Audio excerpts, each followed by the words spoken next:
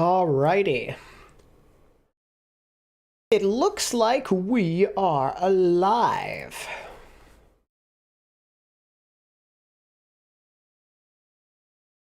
Just pause that. So, welcome everyone. Welcome. Happy Thursday. Hope everyone's doing well, so far at least. I can see myself in the thumbnail. Nice. I see Maddie's in here, Alex, Cruzy, Cam, King, PJC, Motaz, Owl Guy. What's going on, everybody? Wes. Glad to see everyone out here. Hope you're all doing well. Cool to be back for another stream. Feeling good. Winton, yes, indeed. Israel, Knight, V7, Polly, Josie, Manuel, yeah, what's up? My lighting, that's weird. Why did that happen?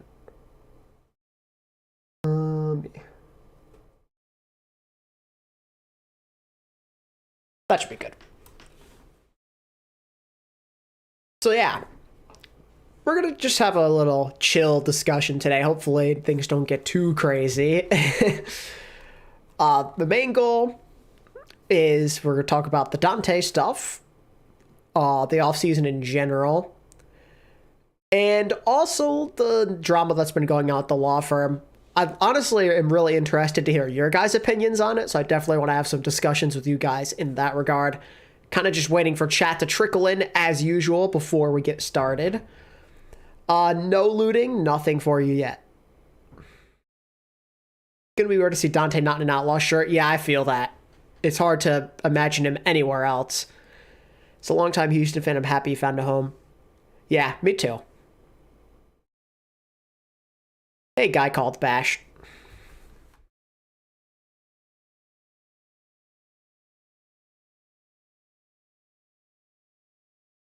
Surely we'll have a 7th season. Yeah, surely. Most certainly. Definitely gonna have another season.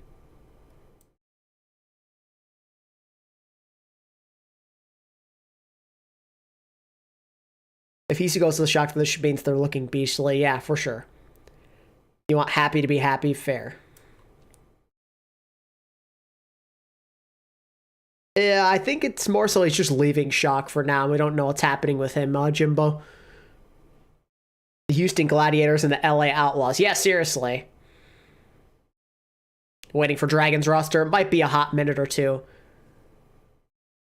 Yo, Penguin. Good to see you, bro. I'm doing good. Is Al gonna have tickets to go in person or no? We'll have to see how things go. I would sure hope so.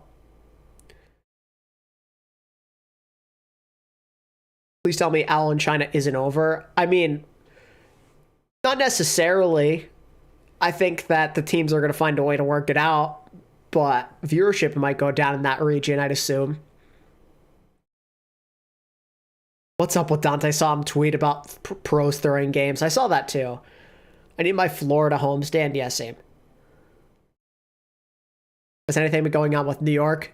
No recent news, just that they're really struggling to get their roster together. That's all I have for you. I have a hot take. Even if the league imploded, that doesn't mean the end of Overwatch competitive. Oh no, definitely not. If anything, it could save us, to be honest with you.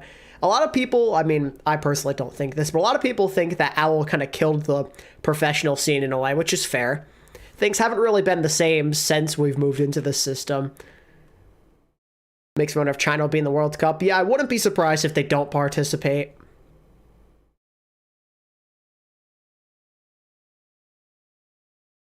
The leading cause of dry skin. Wish I could tell you.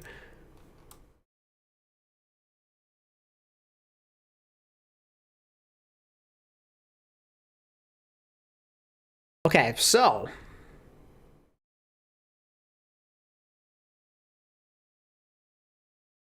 see what they mean. I love OWL, but they could support tier 2 better. Yeah.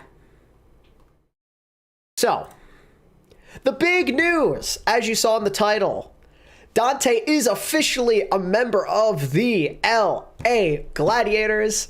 A lot of people theorized he'd go there. It made a lot of sense. I mean, just logically, it was probably one of his best and kind of honestly only choices. So I'm glad to see him on here. I think it's a good pickup for LA. It's still they're in a really scary situation. It's hard to say if they'll ever be able to reach the level they have the last few years again. But at least they got a solid player. Danteh is going to be tank, if you can tell here by the logo. Danteh will be playing tank, it would seem, for the LA Gladiators, which would only make sense, because they have Kevster. Do Glads get another tank? If I was them, yes, I would most certainly do that. But generally, I'm happy for both sides. I think it's just mutually a really beneficial deal. Danteh gets to stay in the league, which is hype. I mean, you always want him there. Danteh's a staple. Sucks seeing him not on Houston, but at least he's still in the league. And Gladiators needed a tank, and I think Danteh is probably one of their better options on the market. I mean, Dante's not a god-tier tank, but he definitely proved himself this year.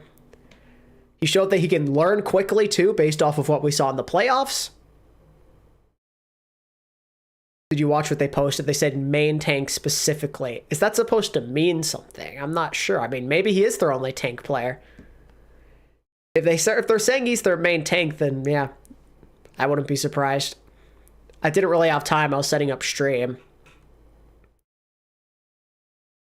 But overall, I dig this move. I kind of wish the Glads would get another tank. I think it would be nice. But Danteh has a lot of potential at this position. He showed us on Houston. I think that's the important thing. He showed us he can flex. He can learn Winston, like, out of nowhere. Like, give him more time to practice those kinds of heroes, and he could honestly be pretty good. Danteh's just a really confident individual, good leader, smart player. He knows this game better than most. So if anyone can adjust into a full-time role of being a tank, like full-time, playing everything himself, I think it's him. When does the offseason end? We have no idea. I'd assume sometime in the spring, but don't quote me on that. If Glads get Kai and Yaki, then they are the clout team. Yeah, for sure. I think Piggy to Outlaws would be a good fit. I do as well, but I think him and Danteh's pools are a little too similar. I think it'd be better if the Glads went more towards that traditional main tank route, so to speak. Someone who has a lot more experience on like Monkey and Ryan and that stuff. But it seems like the Glads have a lot of trust in Danteh to be that guy, so I trust their management and their coaching. It's better than most in the league. So you give them a shot. And if things go wrong, maybe mid-season they get another tank. The Glads typically spend a lot of money. I mean, things are a lot different right now, but they typically spend more than most. So if some point they feel like they need an upgrade or something to help Danteh out, I'm sure they'll get it. Might be one of the last years of Owl, though, which is a scary thought. Yeah, for sure. Yeah, I'm a big fan of this move. I think it was one of the only logical pickups.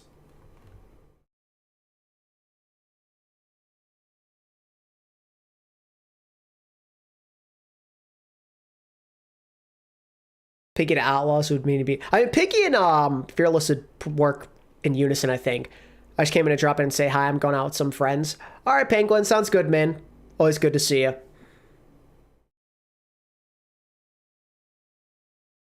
I think someone leaked this. Yeah, I don't remember who.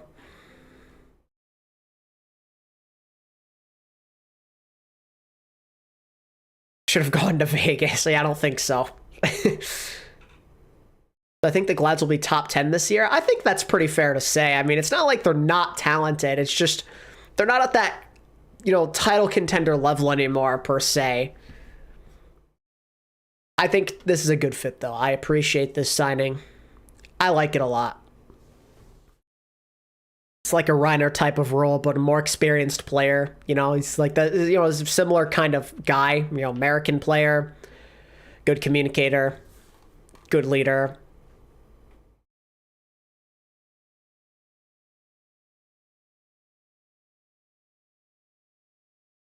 Yeah, last year finally flex support again. True. In terms of other places that Danteh could have gone, a lot of people were advocating for London Spitfire, which I just didn't think made enough sense. I mean, in theory it made sense, but him going to like an EU team seemed weird to me. Didn't really see it happening, so LA Gladiators is a good one. Currently, Reiner technically isn't officially on a team, but the rumor is Toronto Defiant.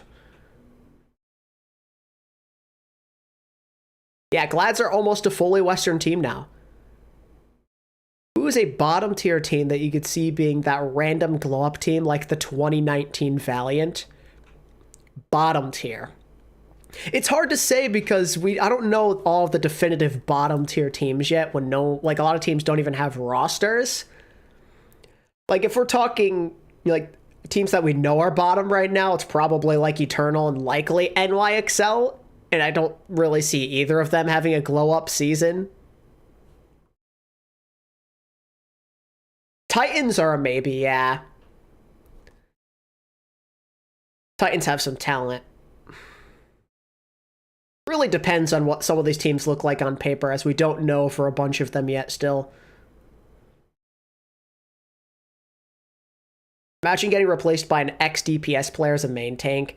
At that point, just hang it up. Yes, I'm hating.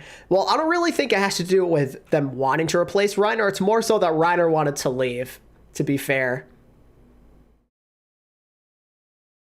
You think Shockwave will return this year? I'd like him to. I haven't really heard much about him, but I'd like him to. How good I think Dallas will do this season? They'll still be fine. I'm a bit less confident in them than last year, and the year before even, but they'll still be fine. Top 5 in NA still seems pretty realistic if you're Dallas. Spark, I think people are sleeping on. I don't know why anyone would sleep on them. It's kind of weird. People aren't talking about their rumors enough. Thoughts on Florida Mayhem? Definitely a dark horse. Shockwave said in an interview he didn't even have talks. You can't be serious. Really? That's it? Prediction, Toronto will be 12-12 again. Seems about accurate. I think Violet or Khan will get spots. I mean, if Violet still wants to play, then yeah. How long will it take for Defiant to release a roster? We already know. It really depends on how fast they can finalize their contracts and, get everything prepared. Because, they might have, verbal agreements, but they may not have, come to terms officially with everybody, Gladiator's getting a little goofy, yeah. No doubt.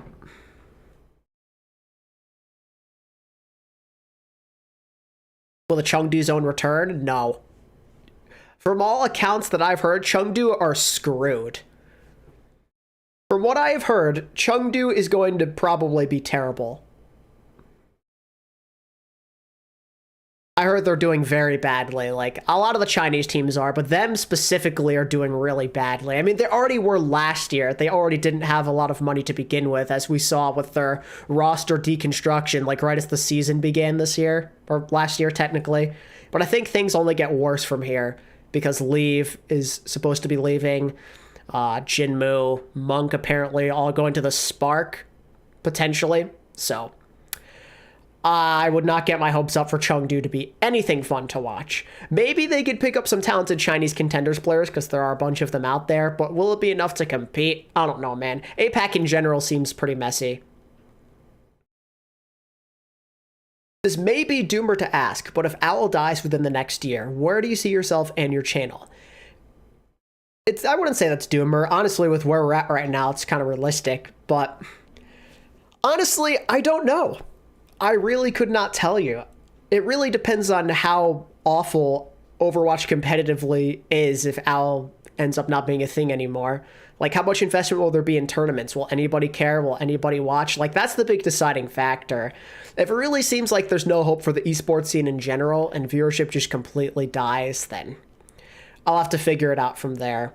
I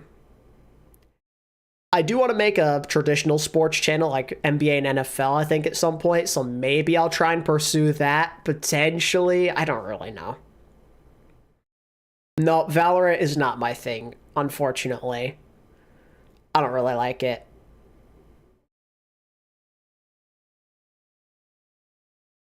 Heard about Valiant possibly pulling a Philly and relocating? Yeah, I mean, that'd be, That sounds realistic. My boy found a team. Yo, Keon, officially a Glads fan. Nice. Yo, Math.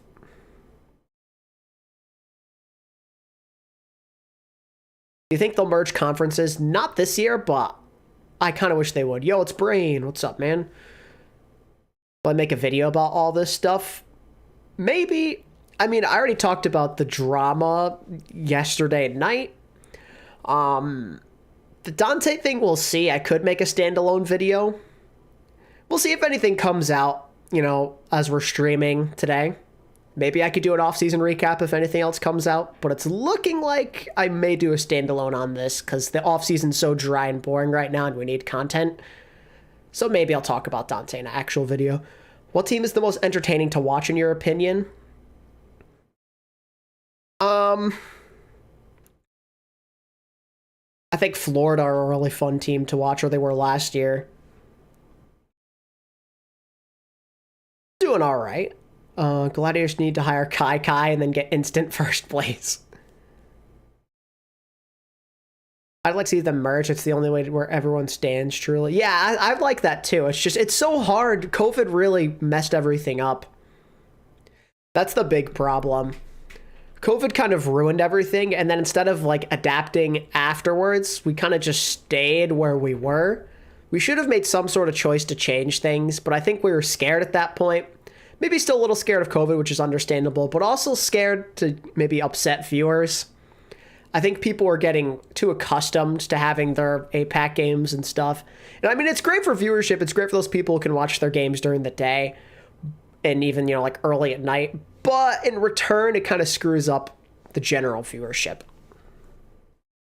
Who wins the battle for Soul? I lean towards Infernal, but we'll see how the Dynasty do. COVID didn't mess up anything. It simply exposed all the flaws on how Blizzard was handling OWL. To a certain extent, yeah. Honestly, an implosion could be a good thing for OWL. We'll see, because it depends on what Blizzard does. Are they going to put their foot down and do something crazy? We'll see. That's the scary thing, what Activision Blizzard and OWL come to with their conclusions from all this. They could be pretty petty, we don't know. It's not exactly like they've made a lot of good decisions recently, which is why I always think you should prepare for the worst. I'm not saying anything will happen in the near future, but be prepared. Any news other than Danteh? For the most part, no. I would so watch an NFL channel if you made one. I appreciate that. They just make every wrong decision possible, and they, all the drama that happened in their workplace doesn't help either. Would it also be Microsoft decisions as well? True.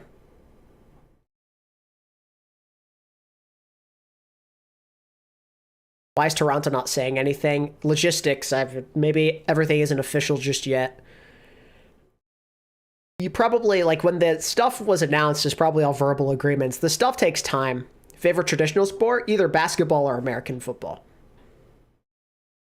Is Toronto Defiant strictly picking up the American Tornado roster, or are they getting some other Overwatch League players? Right now, I think it's just American Tornado.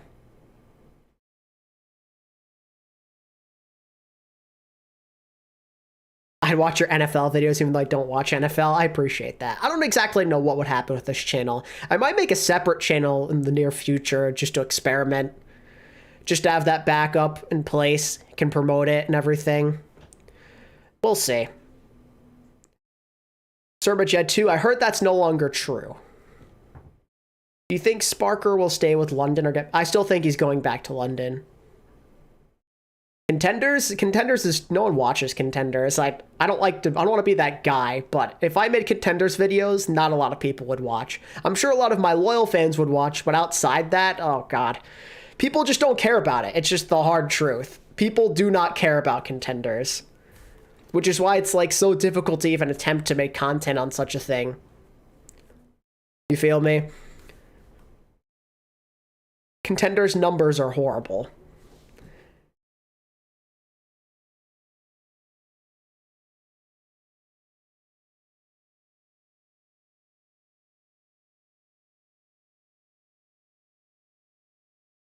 It's like AA baseball. Exactly. If there's no OWL, maybe people would care for Contenders, maybe a fraction of them. But you have to think about how long OWL's been a thing now.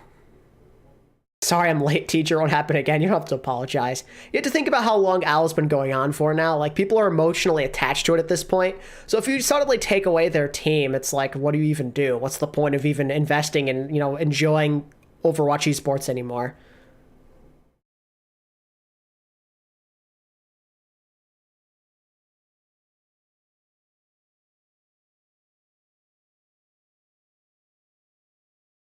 Yeah, Contenders is just realistically, it's not good for channel growth. New Apex season for Overwatch. Yeah, I wish. See, that's what I think would be cool if OWL were to disappear. They need to go back to the old days.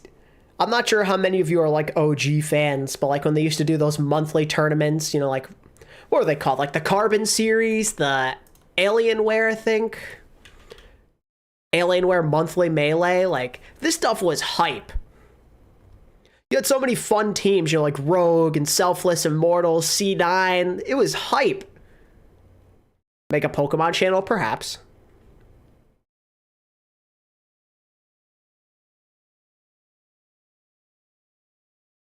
Overwatch is a fun game where it cycles anxiety that always somehow seems to keep it alive. Even if it's hanging on by a thread, they won't let it die. I sure hope so.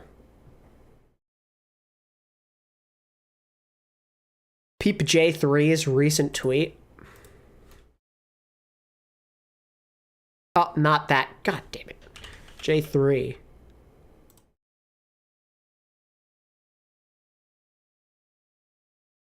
Oh yeah, I liked this tweet, yeah. What's crazy to me is that Overwatch was a lot better before OWL was a thing with Gosu weeklies, Alienware monthlies, Carbon series. Yeah, J3 gets me, man. I'm doing good, Lotus. The European Invitational. Many countries just announced their lineup. I think someone had told me about that. Someone DM'd me on Twitter about that. But yeah, I miss like Apex in Korea, plus these weeklies. Like, this is what first got me into pro Overwatch. This was it. These tournaments, you could always watch them like every month, every week. There was always something. There was always content. And that's what's different between now and then. Overwatch League is really cool when it is on, but then we have these long breaks with a whole bunch of nothing in between the off-season and the next season. We need stuff like this again to help keep interest alive. This stuff not only gives players an opportunity to get more money and to stay warmed up, but also to have fun, get people interested in Overwatch in other ways aside from Contenders, you know, like... As, again, Contenders is cool, it's just no one cares for it, clearly, based off of the viewership. Franchising ruined Overwatch like it did with COD. Yeah, to a certain extent, I'd agree. This was way better when we had all these different orgs competing. We need this back. Favorite and least favorite OWL meta to watch. To be honest with you, it really depends. Like, my favorite is probably like the classic dive or the Summer Showdown meta in 2020. And least favorite is probably either the Junker Queen meta we saw or GOATs when like really bad teams were playing each other. Like when two good teams were playing each other, GOATs was amazing. But if you had a bad team versus a bad team or a bad team versus a good team in GOATs, it was so disgustingly boring. Like, if you'd watch, like, I don't know, like Florida Mayhem back then versus, like, Shock, you'd want to fall asleep. It was terrible.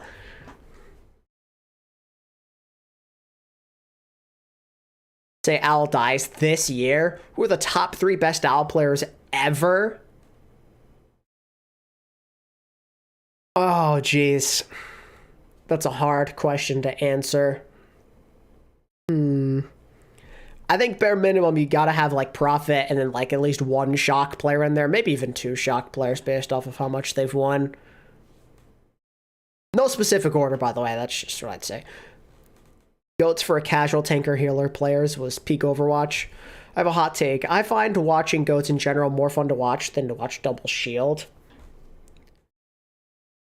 See, I disagree for the simple fact that while Double Shield was like not very fun to watch, Double Shield sucked. I do think that you could at least see some fun DPS pop-offs. Again, like with GOATs, it depended on the matchup. Like, if we're talking Shock versus Titans, yeah, sign me up all day. But if you're making me watch Shock versus Florida Mayhem, I am turning it off. Prophet Smurf Violet, I think that's fair. You guys remember when London on Philly versus GOATs? We thought they were good GOATs teams day one until we saw Shock and Titans. Yeah, true. Favorite streamer? I don't really watch streams that much. Like, my mood really, like, depends. Like, it changes very often. Right now, I've been watching a lot of Lego Star Wars speedruns because I watched the Summoning Salt video and it got me really interested. So I've been watching Wii Super. I really enjoy his streams. He recently got partner on Twitch, which is hype. You ever talked about an ATP Dream team? I have. Not in Overwatch 2, though. This was a long time ago. I'd say Prophet Choi Jonek, although I'm very biased towards Jonek because of Zen. Fair enough. What's better in your opinion, OpenQ or Rolls? I mean, OpenQ pre-GOATs was really fun. I prefer OpenQ based off of just the general history. GOATs sucked for a lot of it, but, you know, like, because I was a pre-Overwatch League fan, I got to watch a lot of fun comps in that regard as well. I liked the creativity. I liked that people could, like, play triple tank at times with the triple DPS. I thought that was fun. Shock versus Shanghai, though. GOATs versus anti-GOATs. Yeah, that stuff is pretty fun. Florida Mayhem needs to rebrand to red and yellow. I disagree. My dream Chinese roster, I mean, the Sparker, right now, mostly assembling it. I think Shy Leave at DPS is a must. I'd probably have Gushui tank. And then backline, Xerneas and Monk, probably. So essentially just Chengdu Hunters with Shy and Gushui.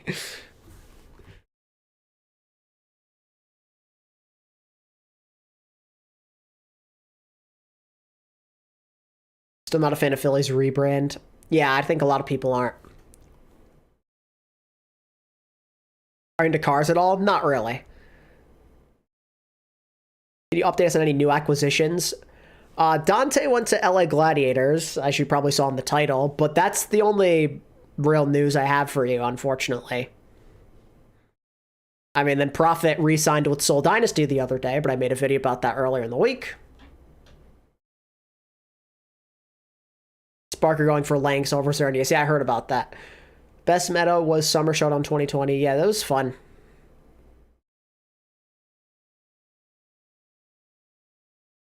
Top three teams coming into the season of OWL. Right now, it looks like Shock, definitely. And then you can pick your poison with the rest. I'd say probably Atlanta Reign. And then most people would probably say either like Houston or Boston. Maybe Dallas. One Piece in the trending. Yeah, I've never watched One Piece. What animes do I like?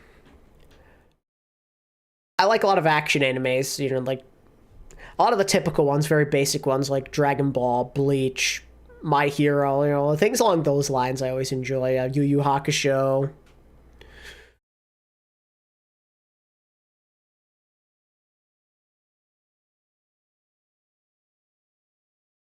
Let's see. God, my OBS died for a second. Interesting. Cool, love that. I think Atlanta's DPS situation's pretty okay. Halo just tweeted in Danteh, replay, Kai next. I think they're glad to go full Western. Because they have Lastro, probably not. Is Leave a free agent? Not right now. I don't think. He could be. I don't know. Oni God retired? That's sad. Isn't Kai retired? No. No, I mean, okay, so here's the thing with Kai. It says retired OWL DPS, but what people need to realize is Kai is a massive troll on Twitter a lot. So there is a good chance he is baiting people to the absolute max right now.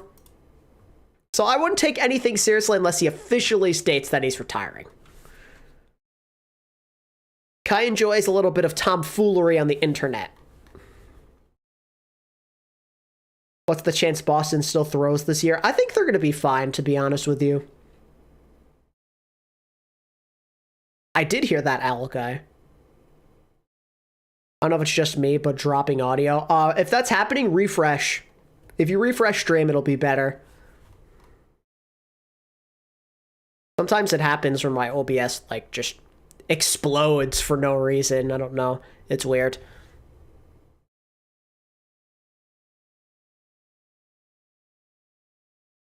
Do you think Danteh can be the next someone? If the Glads really put their stock into him, I think he'd be similar to someone. He could be, to a certain extent. I think there'll be some heroes where he might not be able to keep up, though, potentially. Okay, so there's that. Talked about Danteh to Gladiators, that's like the big thing. I guess now I wanted to transition into the thing I covered yesterday that I'm sure a lot of you have heard. Jacob Wolf dropped the news that Overwatch League teams have hired a British law firm to do a collective bargaining agreement against Activision Blizzard. And I kind of wanted to hear the general consensus of the public. I'd like to know what my fans think of this situation that's going on. You guys know my thoughts if you watched the video yesterday. I think it can be a good thing, and I think it can be a bad thing. Do we know which teams? No. But since it's a majority, I'd assume probably a lot of NA teams. Maybe some of the APAC teams. But I think this could be good or bad. I think it could be good because, you know, AL teams, they kind of need that financial relief if we're being honest with ourselves. They need help. Things haven't been going well. Promises have not been fulfilled. They've been screwed over with a lot of the poor decisions that Blizzard has made. We continuously go in the wrong direction. So I think it's good that they're fighting for their money.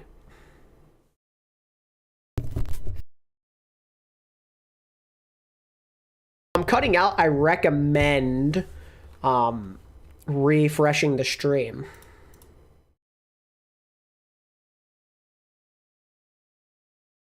I'm really worried, honestly. I don't think this will end well. However, this is definitely something that had to be done. I agree.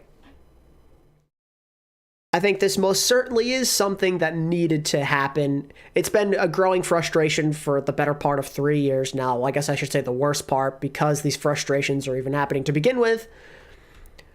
But I think that there needs to be a fight. I think OWL and Blizzard need to do something here. They gotta listen. I don't know how much power they even have in this situation to help, but they gotta do something. They're not making any money. Like, you're asking them to pay like $6-7 million in franchise fees,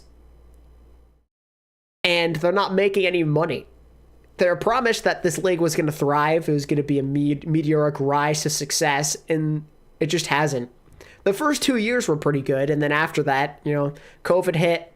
Lots of poor decisions kept going on and on and on and on, and viewership kept getting lower and lower and lower. We just have not gotten back on the right track, and it doesn't help with the drama that happened in Blizzard. You know, dropping all the sponsorships out.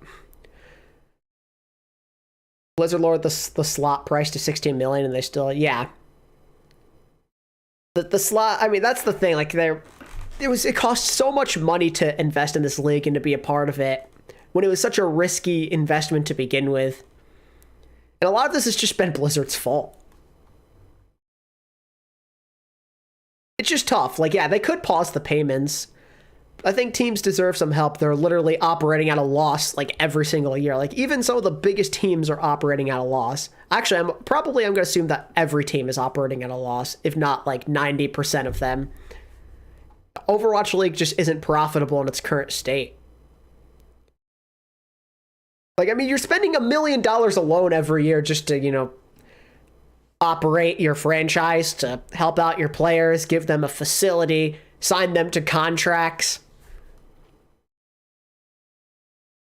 And a lot of these teams are making $1 million or less in a year, probably. So you're already operating at a loss just from your operating costs. Just from that alone. Like, forget about the franchise fees. Grand final was really big, though. We need to go. Was really big. Yeah, we got to get back on the right track. I just hope it works out for the teams that went this route. While I agree that something was in need of being done, Blizzard really holds the cards when you think about it. Yeah, but because law firm is getting involved, maybe there's something they can do about it. These lawyers are smart. They've done work with esports teams and professional sports teams in the past. I don't know. I'm hoping things go their way, but Blizzard, I'm a little scared that they might be like, yeah, no. How about we just shut down the league instead, Omega lol. Like, that's what I'm really scared of. I know it seems unrealistic, but with how stupid they have been these last couple of years with their choices, it wouldn't surprise me. Which is why, again, while I think it's good to be optimistic, prepare for the worst in case things go very badly after the season. I mean, this season in general might be a disaster. A lot of these teams are probably waiting patiently for something to happen with this law firm in negotiations, just to even get a chance to make their team. What do you think will happen with OWL when Activision Blizzard gets bought up by Microsoft? Well, that's really going to depend. If they see a future in esports, then they'll do something to save it. But if they see how badly OWL has been and they think there's no hope and they realize that esports in general is taking a hit right now, which a lot of people are doing, then they probably will trash it, I'm assuming. Bobby Kotick isn't there anymore, so we can be optimistic. Yeah, we could be. But that doesn't mean we will be better. Contacting a law firm can just mean exploring possibilities. I mean, they're entering negotiations with OWL. That's the thing. They're starting to talk about it. They are exploring possibilities, but they're very serious if they're already going into negotiations.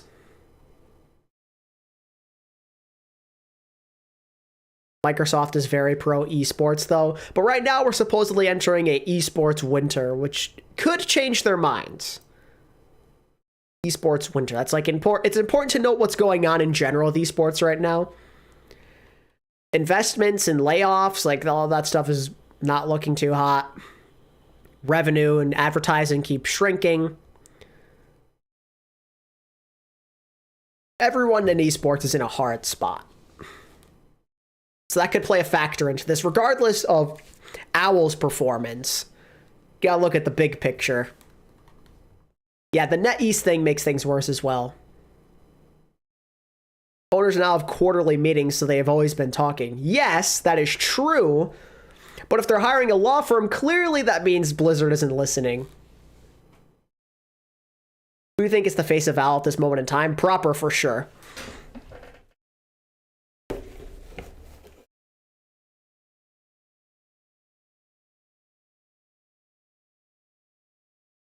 Yes, the licensing agreement in China is ending. I think they need to adjust salary caps and realize it's not ready for 200K, but that's the issue. I think that's part of the problem. A lot of these contracts are going to get so cheap to the point where it's not even worth being an OWL. That's what worries me. I appreciate that you like my voice, though, Nix. Means a lot. Has Haxlar Bumper been signed? No. Any news on the China front? No. Yo, Ensley. I think Blizzard should step back, focus on Overwatch 2 itself, and make it easier / provide incentives for other groups to run tournaments. I wouldn't mind that. What do you think of Maryville Esports and their team? I don't know much about it, but I do like Maryville, and I know that they always try their best to compete.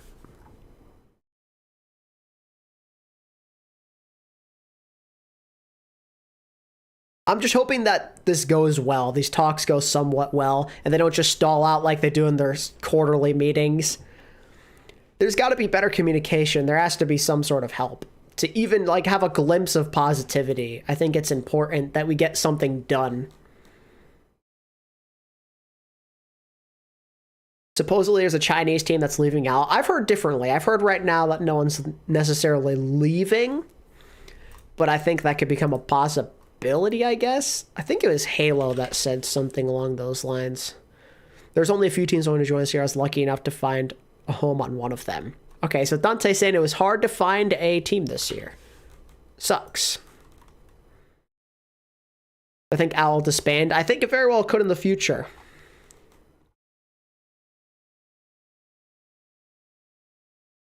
Let's see.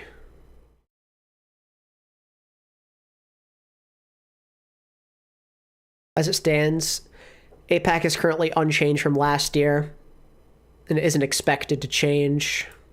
Oh yeah, to stop an early rumored deadness track, multiple sources have confirmed the Guangzhou Charge are not disbanding and they will be fielding a team. That was the rumor. I guess it was Guangzhou Charge.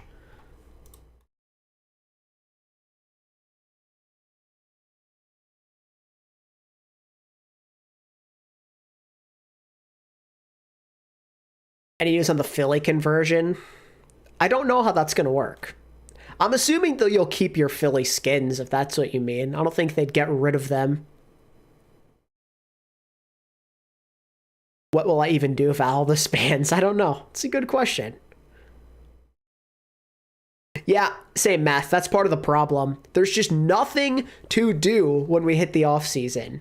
There's absolutely zero things to do. We just, like, it doesn't even have to be like a weekly or monthly thing. Just like every couple of months, do something. Every couple of weeks, anything. Because like the Legends match they did a while back was fun. They need stuff like that. They need more things like that. It gets us by. It gives us a couple of days to be excited about something, to keep our hopes alive, to keep our interest in the game alive, to reminisce about the past. Any of you guys know anything about team skins for new heroes? It's been so long now. I don't know what's up with that, to be honest with you.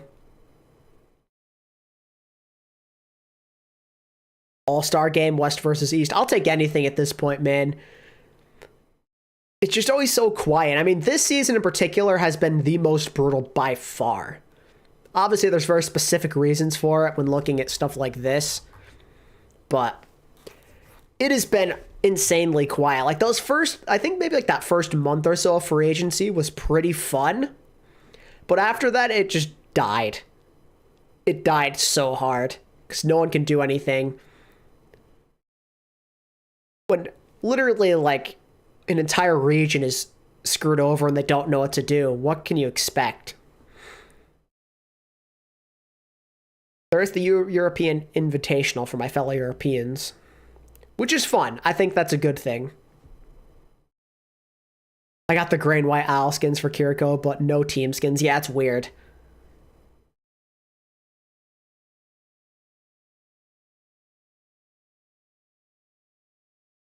A Sideshow versus Yaki rematch. Anything, man. Literally anything. Anything at all. I just hate that we're so quiet and doing nothing. It bothers me.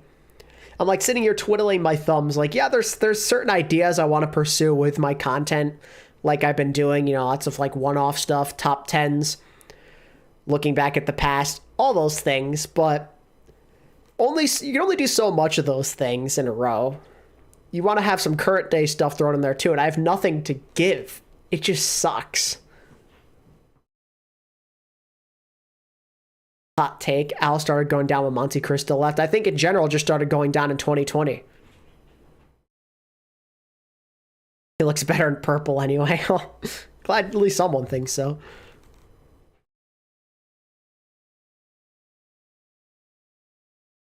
Right now, though, I'm kind of scared about what's going to happen. Because this could be nothing at all. Could be something. And if it is nothing at all, I think that's just going to lead to even more pissed off owners, which sucks. Casters versus casters is great. I have an idea for a series when role swapping works and when it doesn't. It's not bad. I just need a glimmer of positivity. I need something. So, you know, I'm in one of those doomer modes again, which sucks. They need more homestands so teams can actually generate some income, for sure.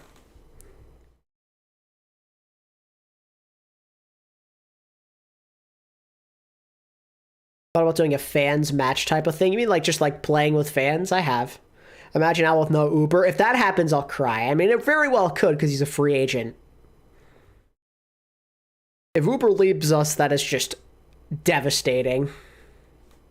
At that point, I might as well cast the matches myself, Omegalol. Host a tourney with OWL players, you got the hookups, right? I wish. If I had the funds to host a tournament, I absolutely would. That's like always been a dream of mine. It's just not realistic currently. I would love that. Can you imagine if we, like, as like a community, like in general, not just like the ATP community, but like the Overwatch community, they all gathered together. We raised a prize pool for these guys to play with each other. It'd be hype.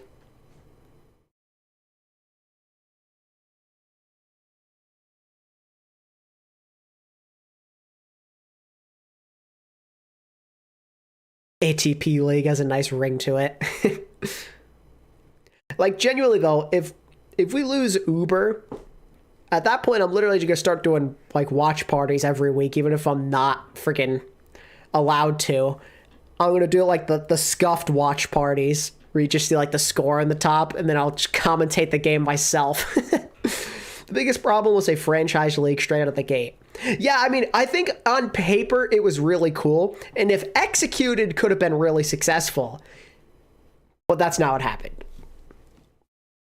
Poor decisions, COVID, you name it. Killed it all.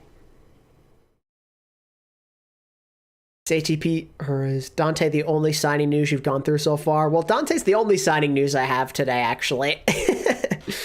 There's nothing else. I mean, there's rumors. The recent rumor is the Spark getting Jinmu, Monk, and I think Langsa. Which is cool. Leave Jinmu, Langsa, Monk.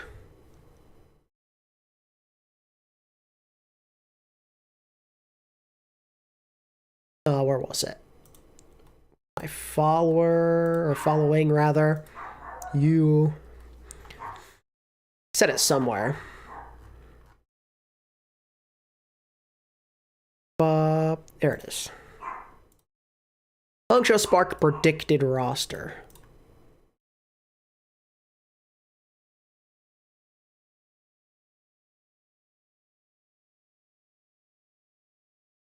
Oh god, math.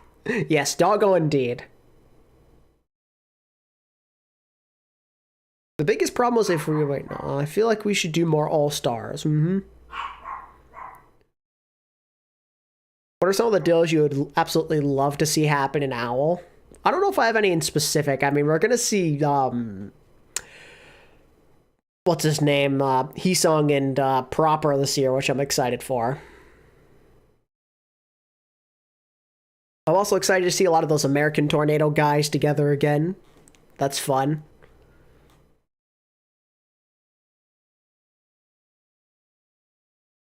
LeBron to London. Yeah, it's time. Sign LeBron.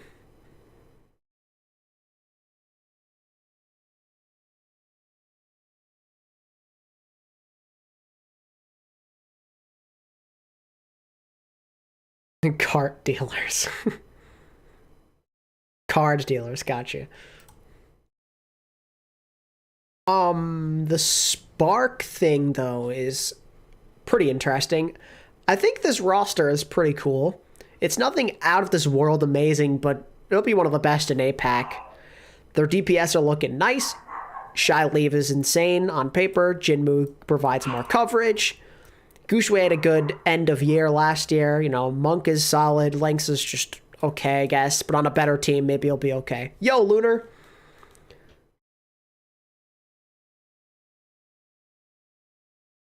Prophet possibly retiring after this year hurts. Yeah, Prophet is back on Seoul, indeed. Covered that earlier this week.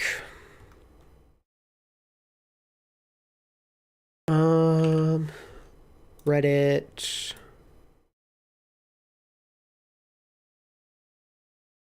Prophet Soul Dynasty. Sounds good, Virus. I'm not sure who and who has not seen this, but I guess we could talk about this. Why Prophet chose to go back to Seoul, if you're wondering. So he said, let's have fun this season. He wants to have fun. He doesn't know exactly why he chose Seoul, aside from, like, comfort. He talked with teams, but He chose the team that was the most compelling to him. Other teams offered more money, but he chose to be back in Seoul because he likes to be in Korea, which is understandable. He'd rather play in Korea than be in NA. I get that.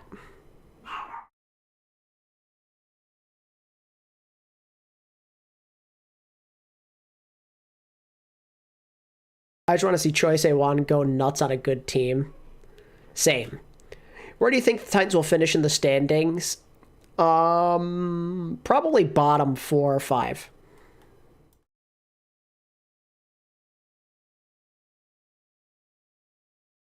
I think as soon as the stream ends, one of the teams is going to post something. I just have that feeling. Probably.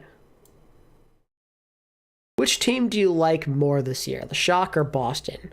Both put together stacked roster. I'm curious how you think they compare. Oh, for me, it's Shock. No question. They're just a fun, exciting young team.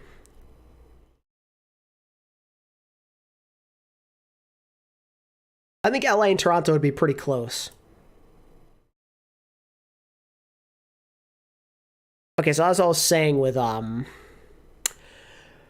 Prophet, chose Seoul because he's comfortable there, more so than wanting to win. That's something Seoul fans should keep in mind if you're a Seoul fan watching. Maybe Prophet's motivation is dying down a little bit. He doesn't even know right now who's on the team. The roster right now is just him. He's not going to be recruiting like he did with Smurf, but he can make suggestions. He didn't talk a lot with other teams. You can't reveal the teams that reached out, which sucks. He's very used to Seoul. Can't really imagine himself anywhere else.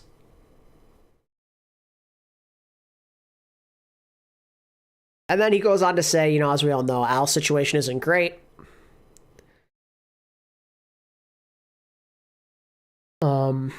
And he also, a thing to note that could go with his retirement is I think I could push my mandatory military service until next year.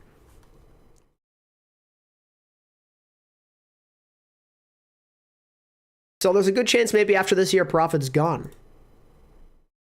Which is unfortunate.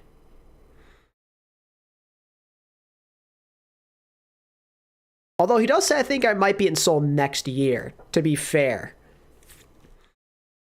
So maybe he will stay at least for another season after this one if Owl lives. Okay, so I take that back. It looks like he could probably be on Seoul again for another season, but it depends. Things change. Maybe his mind will change. Maybe he won't have fun anymore. But yeah, as you can see, my goal is to have fun with great players for 1 year. I joined Seoul to have fun. I don't want to be stressed.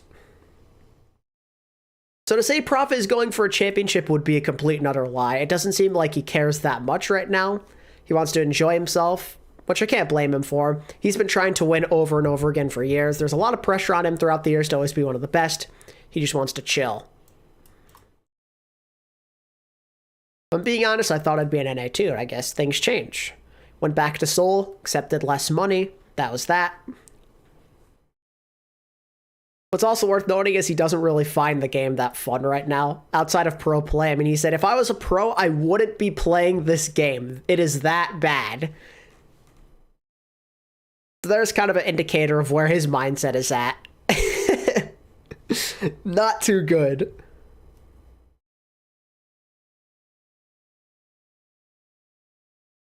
It makes him not even want to stream the game. Like, it sucks. Also something to note that, just like us fans, Prophet wants NA and APAC to merge. It was fun scrimming with many teams. With the league separating the regions, it's hard to know if your team is doing good, which is really fair. Even if we were doing well in APAC, I still questioned whether or not we were actually good overall, and that seems pretty problematic to me. You're like literally the top team in your region, but you still don't even really know if you're good. Like, that's a problem, which is why I think even more that we need to go back to the old system. It's just so obvious that is the best way for competitive integrity, and I think in general for fan interest. Like, even Prophet, who has put his life and soul into this game, just has not a lot of positive things to say at this point. Dude just wants to have fun. That's it at this point. He's going to play No matter who his team is around him, he's going to do his thing, try and enjoy himself, and if this is his last year, then this is his last year.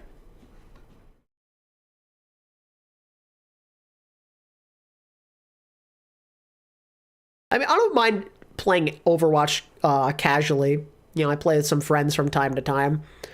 Don't play a lot of ranked. I mean, if I do play ranked, I'll probably be on stream sometime in the future. I want Vindame to die by being dribbled by Smurf. I hope you get Ajaxed. Jeez.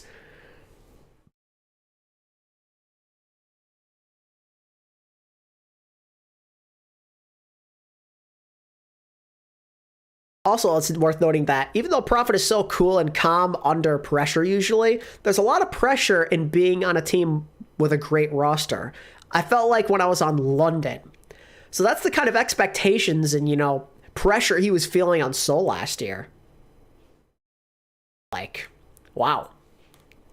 He was really feeling it that much. He had that much high expectations on his shoulders to deliver.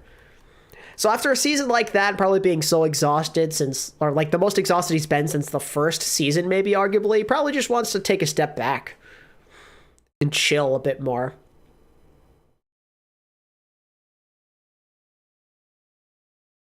Yeah, no, playing ranked isn't that fun. I just enjoy playing a lot of quick play. Maybe I'll play ranked on stream one of these days, or maybe later today, I don't know.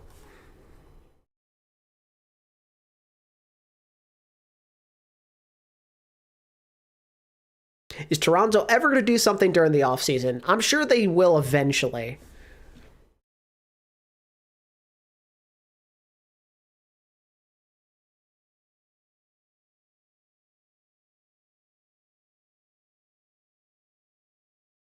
So there you have it. If you're wondering why Prophet rejoined Seoul after leaving, if you're curious, if you did not see the Reddit post, well, translation of him on stream, I guess I should say. Yeah, Prophet in World Cup, it's like the one thing he's missing.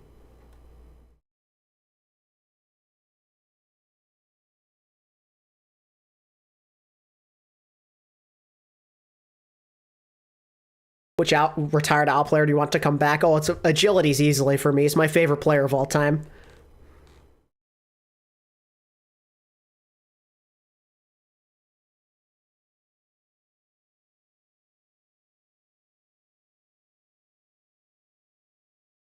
Yeah, I play a lot of quick play with friends. It's just enjoyable.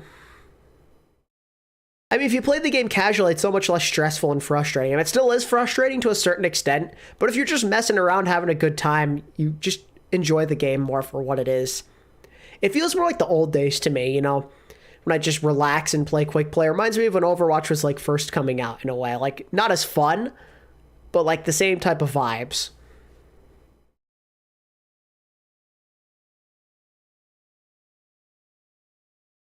Pine, fair enough.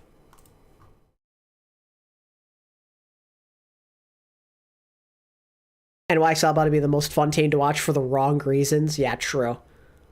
Hoxel to Soul, I'd probably not. I'd be cool with that. I think Prophet and Hoxel on the same team would be fun, two legends of the game, but that seems highly unlikely. On the topic, merging the regions again. Where will it be held at? I mean, honestly, I'd probably set up a new arena somewhere. I mean, there's places. I mean, no matter what, I mean, unless you find a neutral location, it'll feel like the Blizz Arena where it's like always a home game for a certain team. I wouldn't mind if they went back to, you know, Dallas, what they were doing with those home stands. Having something in Texas, I mean, they always do a lot of events there, so I'd be down for that. Teams have already used a lot of money in the facilities they have in APAC. Yeah, that's another problem. It's too late to do anything this season. Nene and Libero, yeah, very fun.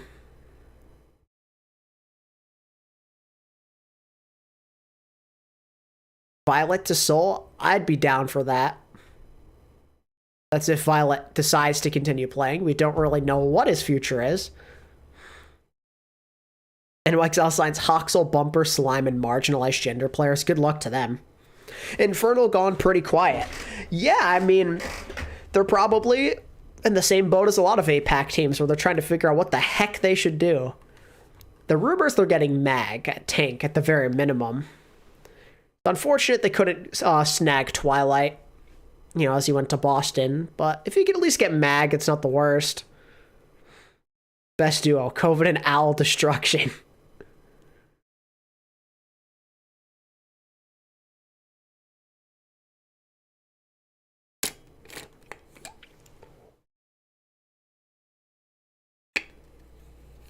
Did Shock ever make a thank you tweet for Violet? Well, technically he's not off the team officially yet.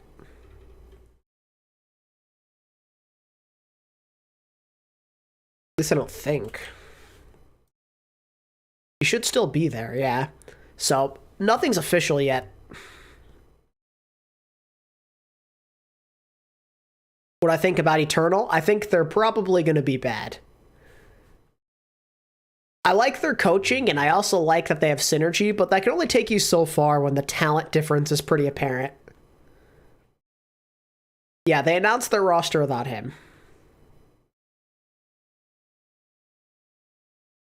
Is you still rumored to Shock? As of right now, I think so. How does Twilight end up on Boston? I have no idea.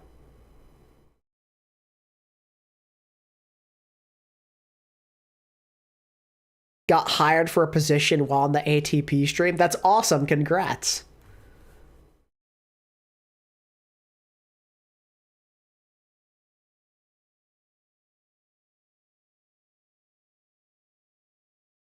Twilight wants to win. True. You're a head out. All right, Enzui. Sounds good. Thanks for hanging out. Appreciate you.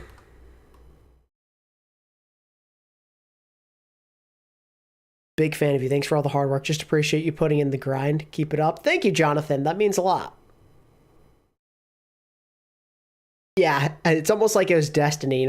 Boston isn't allowed to be good, otherwise the league ends. Where do I think Kilo will go? Maybe Seoul. I could see Kilo joining Seoul.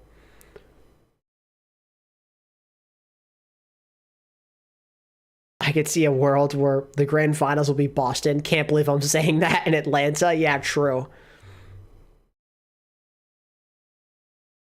Yeah, I don't know how Boston managed this either, especially with all these teams like not having money. I don't know how Boston managed to assemble like a all-star lineup. It's wild.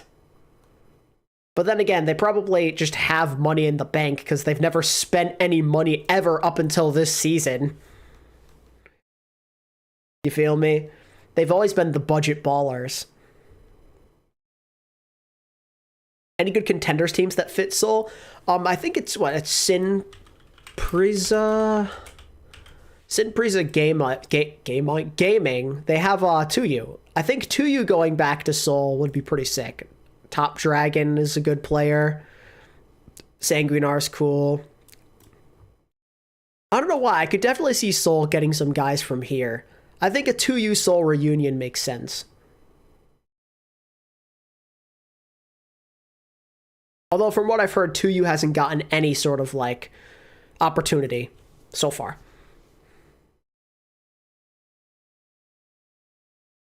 Dynasty, sorry. Seoul Dynasty. Top 10 C9s. I've thought about something like that before. I don't think he's here right now. But someone was saying that they're like assembling a document or like a spreadsheet with all the C9s for me. Boston players are all rumored to be in the 55 to 110K. Like, yeah, that's a good bit. I could totally see Boston flopping hard this season. That's what a lot of people think could happen.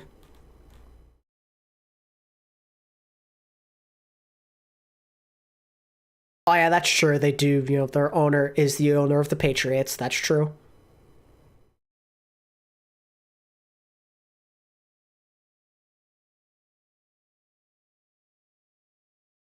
Any contenders casters you like to see get called up? I like Kenobi.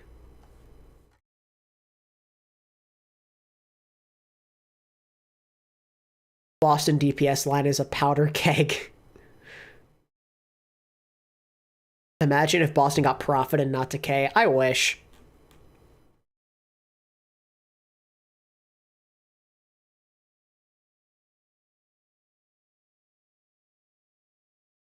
Seoul kind of flopped with Smurf. In what way? Oh, and you mean they flopped in the playoffs is what you mean? Imagine Profit went back to London, LOL. Yeah, I've heard a lot of people say that, and I think that's just silly. The Justice just tweeted something potentially promising. Who we root for in a Boston versus Atlanta game? Probably Atlanta. I mean, I'm not really attached to either team. Washington Justice. What did they say?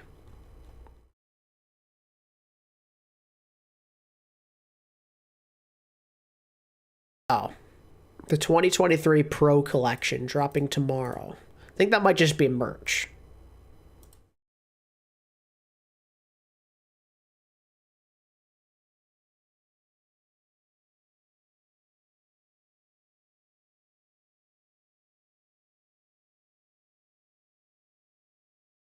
Opinion on the EU Flex support 17-year-old Prodigy people are talking about. What's the name? I feel like I've heard that name in stream, but I can't remember like the actual tag. Talk about the playoffs. Yeah, that's understandable. Seoul did flop in the playoffs. This is true. Offseason is too long with nothing to do. True. What team do you cheer for? I do not cheer for any team.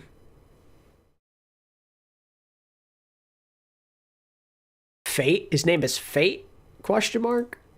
Is there more than one Fate? Definitely not.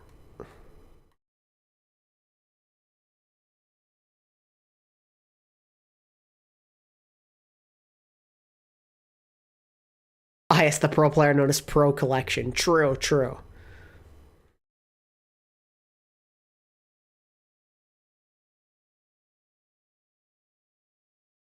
So you have two Profits and now two Fates.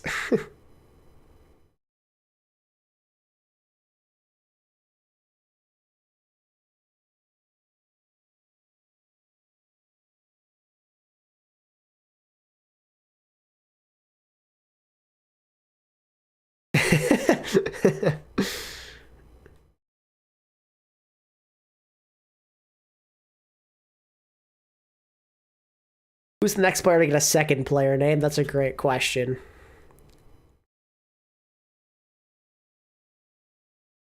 think it'd be cool to look back on the most surprising teams, both good and bad, throughout league history. True. There's not actually someone named Fate, is there? No, I was gonna say. I did Norman's. Unfortunate.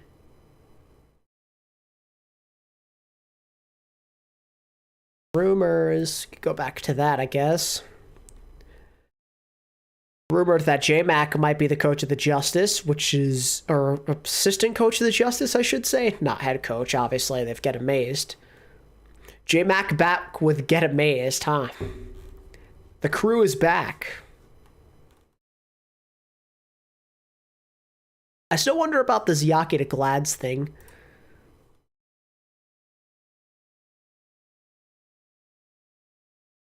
And No Hill to Toronto would still be so funny to me. Oh yeah, from Sin Priza, Lee So Min could be going to Infernal.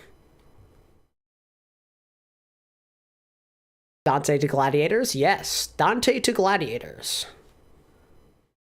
He's on there. We talked about it earlier in stream. If Spark is building a Chinese super team, I'd assume they'd go 3 supports, 2 flex, and a main. Who would be their best options to fill that out? Well, the rumor is they're getting Monk. And the rumor is they're potentially getting, what's his face? Langsa. So that's 2 supports right there, so you could kind of pick who else you think. I hope Top Dragon gets a team. A lot of people are hoping that.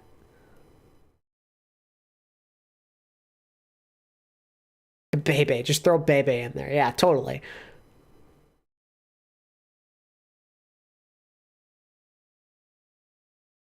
I see my boy in a good team going to miss one of the Outlaws. Like a lot of people. It's understandable.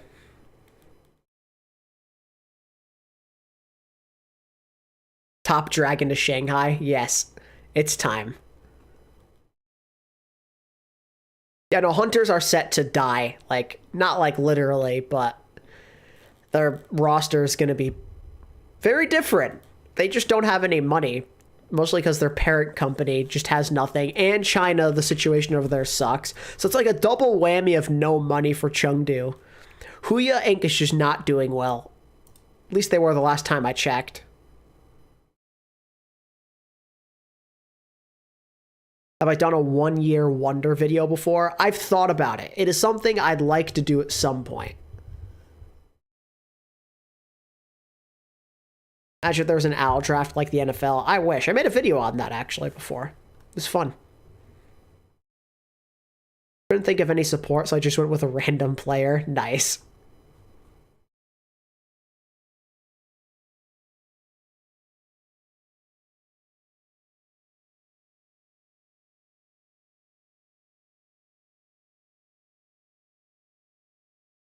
An OWL draft would be fun. It just doesn't make any sense though.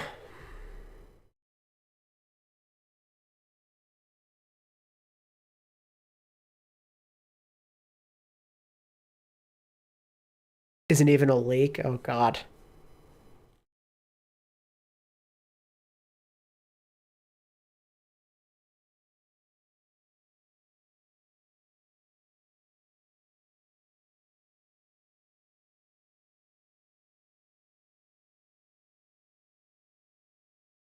Oh god.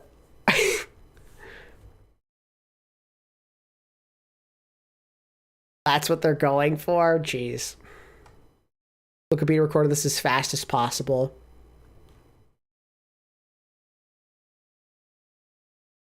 Our impact is massive. Jeez.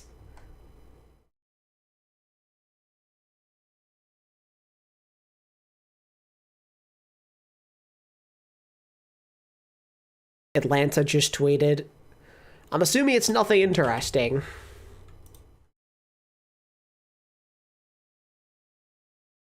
When your family doesn't understand the importance of Winton Wednesday.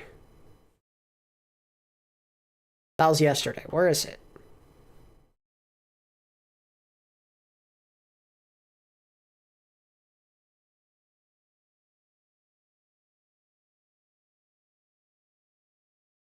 I don't see anything from Atlanta. What the heck? Oh, they clapped. It was a reply. Nice.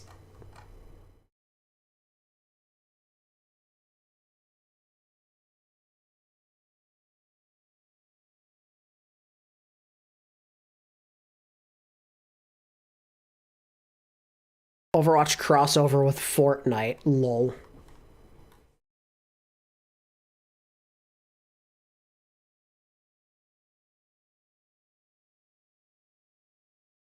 What are the chances of Violet's Outlaws instead of Skewed? I've heard absolutely zero about Violet, so I'm going to say right now 0.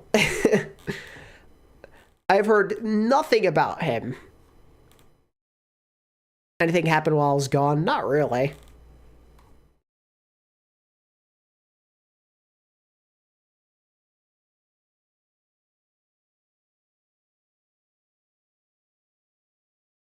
I don't want Skewed to join Outlaws. Well, that's the rumor.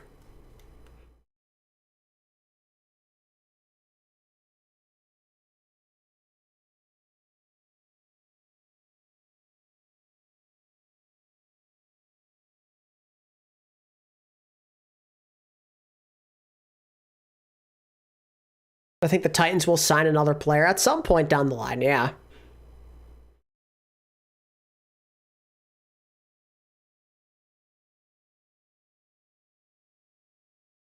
Any idea who the main support of Outlaws is? I don't really know what their plan is.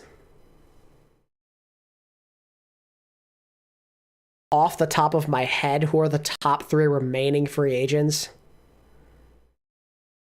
Who's still on the market? Oh god. It's a hard thing to answer off the top of my head.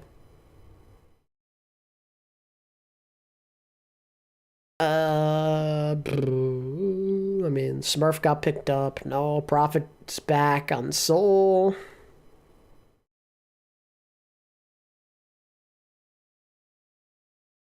Askov said in an interview that he will only have 5 players and will get a 6th player in a few months. Gotcha.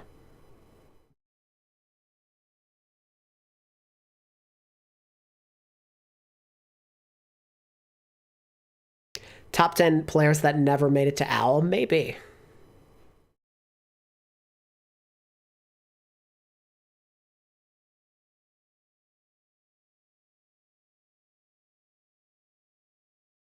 Mayhem going to be 2nd seed. Any news on Violet? No. Mayhem going to be the 2nd seed. That would be very interesting. Oh yeah, Fitz is a good one. Iris. I think a good idea would be to look up transfers. That might help. Transfers.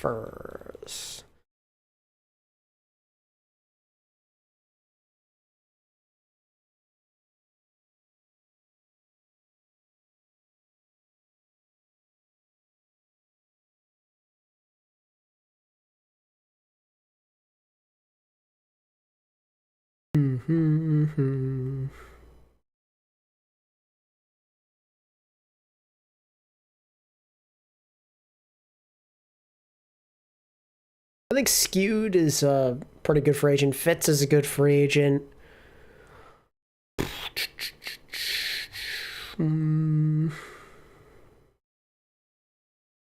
Danteh just got scooped up, so he's out of there.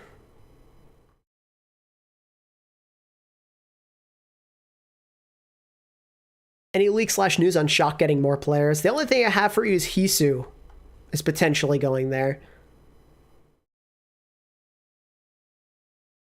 I guess Kai's a good free agent, but he's supposed to be going to Gladiators. Sparker's a free agent right now. He's good. Oh yeah, Hisu's a top free agent, but the rumors he's going to Shock, so like... Just joined, did I miss much?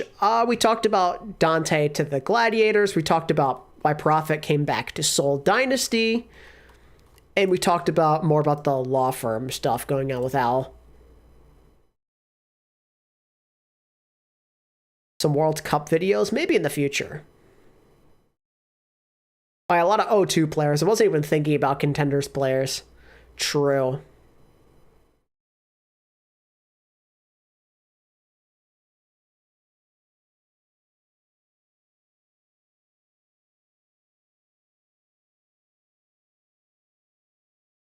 Yeah, that's the rumor at least. Hisu to Shock, which is kind of scary.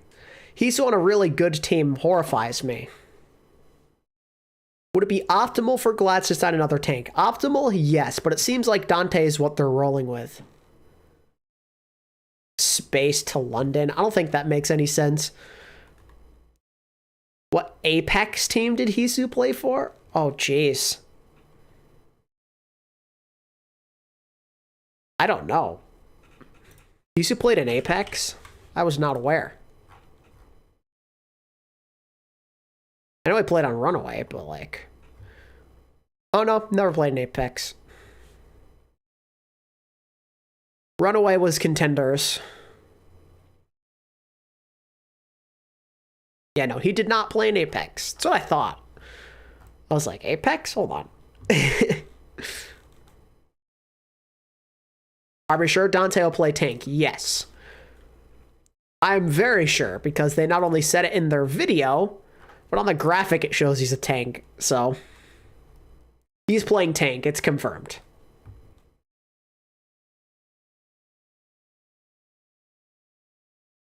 You watched Runaway and didn't even know they had Hisu? Wow.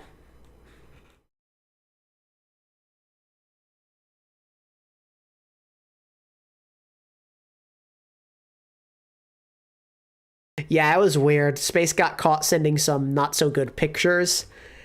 People kind of like got mad at him for a while. Then he kind of went dark on social media. Like for the most part, doesn't really tweet much anymore. After that stuff happened, it's kind of a GG for him. I mean, technically the investigations didn't go anywhere from what I know, but clearly took a toll on Space. With how little he tweets now and whatnot. And news about where Reiner's going. Toronto Defiant is the rumor. Does Space still stream? We can find out. I don't think he really does stream that much last I checked.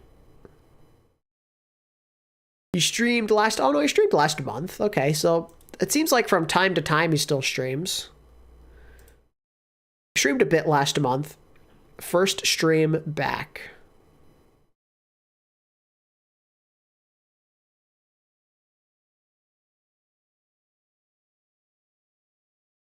Yes, collusion Reiner to Toronto is the rumor.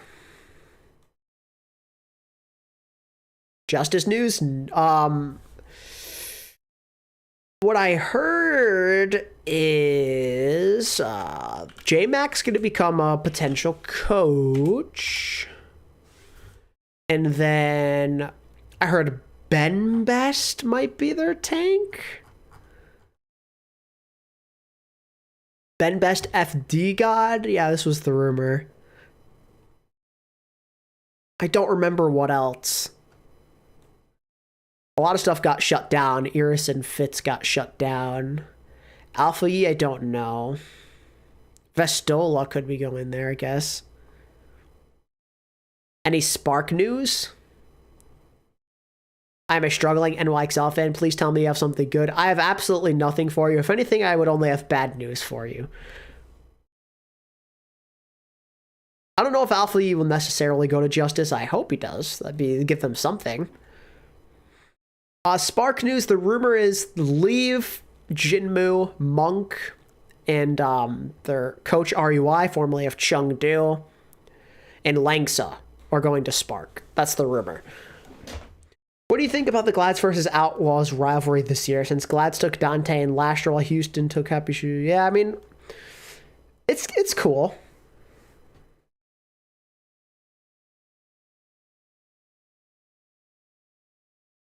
Piggy to Dynasty. I'd be down for that.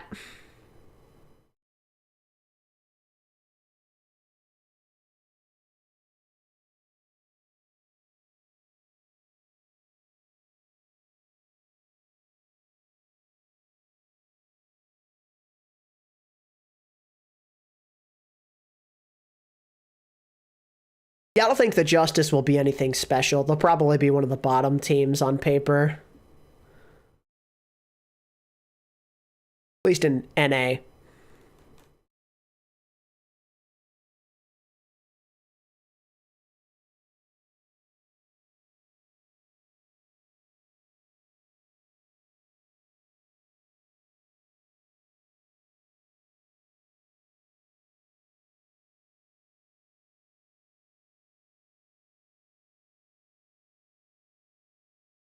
I love getting notifications of things that aren't news. It's so great. Why are Guangzhou Charge tweeting right now? Isn't it like... What time is it even in China right now?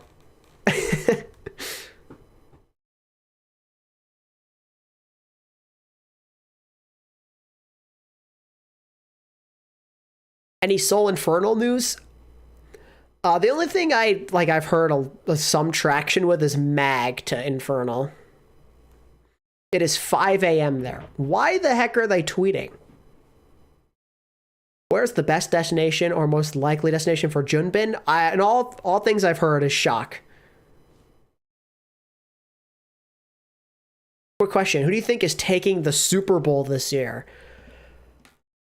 My money's on probably the Chiefs, to be honest with you. Unoriginal answer, but I think it'll be Chiefs. I think it's going to be Chiefs or it's somehow going to be Bengals. As much as I want it to be the Bills, I feel like something's going to go wrong as usual. Giants for the Super Bowl? I sure hope so as a Giants fan. Stop beating around the bush. We all know that Fried Wheater deserves a second chance more than anyone. So true. So should make a bot that actually retweets news. I don't know if that's practically possible. Or just an account, that retweets news. You're a Giants fan too? Pog. I'm excited for them. Soul Infernal signing K-pop stars will save the league. True.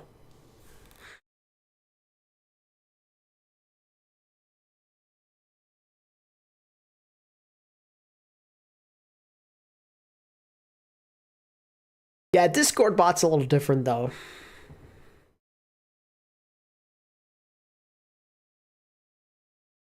Kind of confused. Why are people talking about some players going to Shock when they didn't they already announce their roster? Only their starting 5. You have to remember it's only their starting 5. They can still do more, and they're gonna do more because they're the Shock. All rumors indicate, at least now, that Junbin and Hisu are going to the Shock.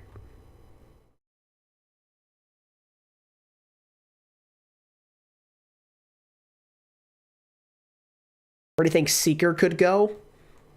I don't know if he goes anywhere. I'd like for Seeker to get another spot, but I don't think he has a lot of options. I think the minimum number of players is 5 right now. Maybe a hot take, but I don't think NYXL will be the 2021 Valiant. Will be 2021 Valiant terrible if they recruit well and sign a good coach. That is a big if. Any news on Fitz? No. I know nothing about Fitz currently. The rumor was Washington Justice a little while ago, but that died.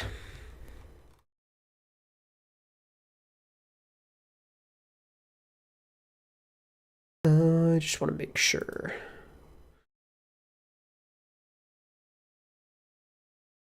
Roster construction rules. Prior to the season start, all teams must have a minimum of 6. I don't know why I thought it was 5. It's 6 players. You need 5, I think, at a certain date. It's 5 in, like, March. Yeah, March 13th. 6 players, though. So Shock technically needed at least one more player anyway.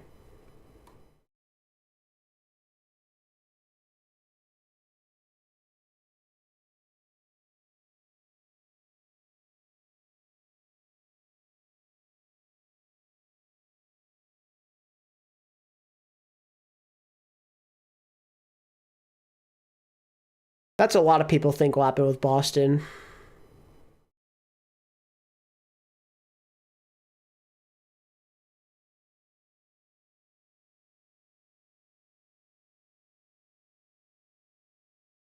Oh, we don't know what's going on with Violet, to be honest with you.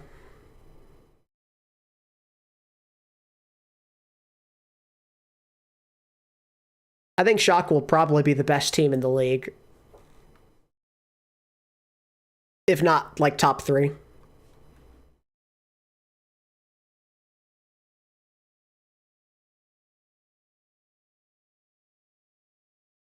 Shocker to sign Zephyr and Gods? Yeah, I wish.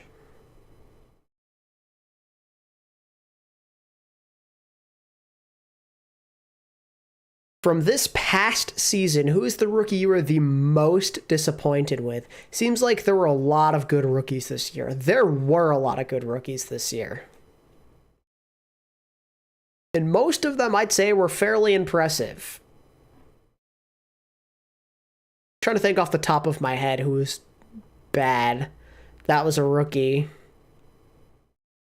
I mean, I guess Kellen wasn't great, but NYXL were terrible. Can't really blame him. Gurria was pretty bad. I had higher hopes for Gurria. Finale wasn't anything special.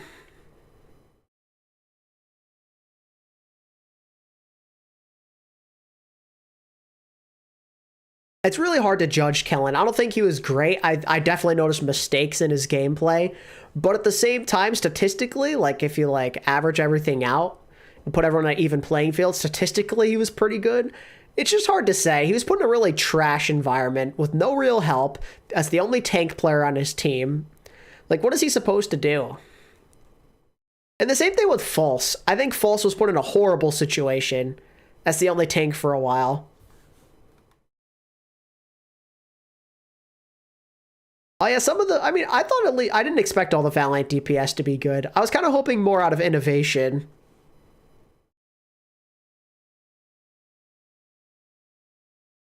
But I liked Becky. I thought that Easy Han was pretty decent.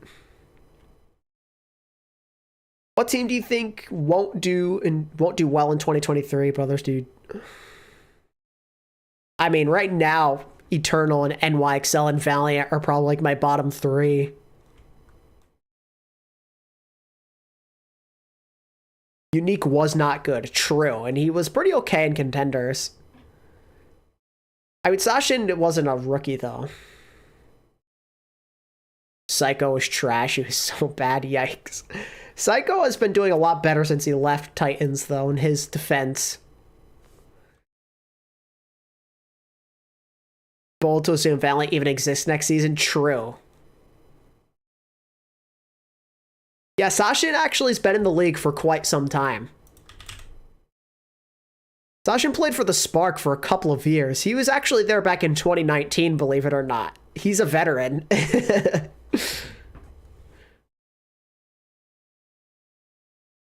You could claim Majed didn't live up to the hype, but there were worse players. I thought Majed was fine.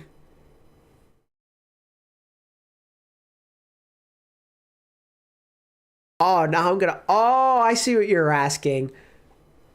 What are some teams you think will do well in 2023? The others you think will do bad? Oh, I mean, Boston's up there for sure, because a lot of people seem to think Boston will do bad and will explode. Did you see the RUI Reddit post about Spark going budget? I did not. I wonder if I like just typed in Hangzhou Spark. Hangzhou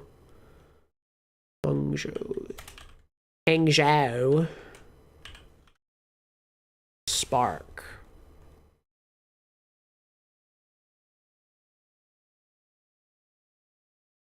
Oh wait, here we go. What's this? Hangzhou Spark will not have substitute players. This is a low-cost transition year. People's expectations are too high. I don't want them to be disappointed. Very interesting.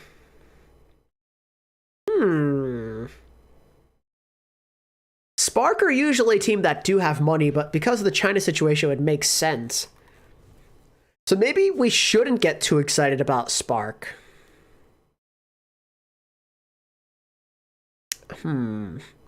Maybe it's not a good idea to have too high of expectations and tone it back a bit. I mean, so long as they still have Liv and Monk, I'd be happy.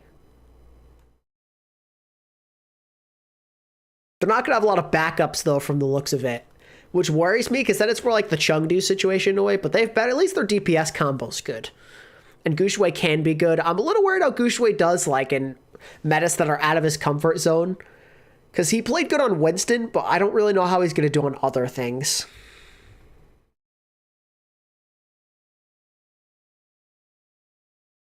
Okay, so Spark aren't loaded with money this year. Don't expect many substitutes, if any. He's concerned about disappointing fans. Some comments suggest other APAC teams will follow this approach with bare minimum rosters. I mean, yeah, that's obvious. Chinese fans believe Shy, Liv, Guxue, Monk, Langsa will likely be the core roster, the possibility of Jinmu. Fans agree that Liege is the perfect off-tank to round out the roster, but there are no leaks or rumors about him going to the Spark whatsoever. Biggest concern amongst fans appears to be the cost of leave. There's speculation as to how much he got paid last year. His current contract may not be as clear as we once thought. True.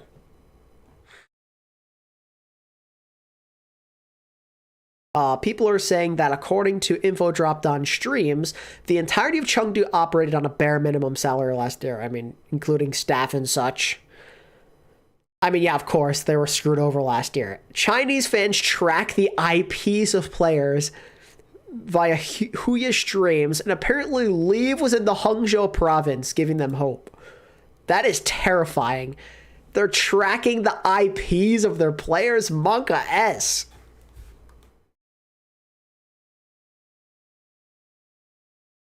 God.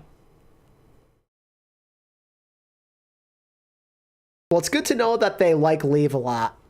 It's good to know that they're big fans.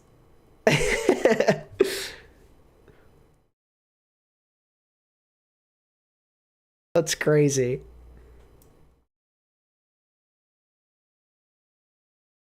This is interesting, though, to keep in mind if you had high expectations for Hangzhou Spark, though. I definitely think it's worth toning back this idea that they'll definitely be like one of the best. I still think they'll be good. But if they don't have the proper backups, it could be an issue in some instances.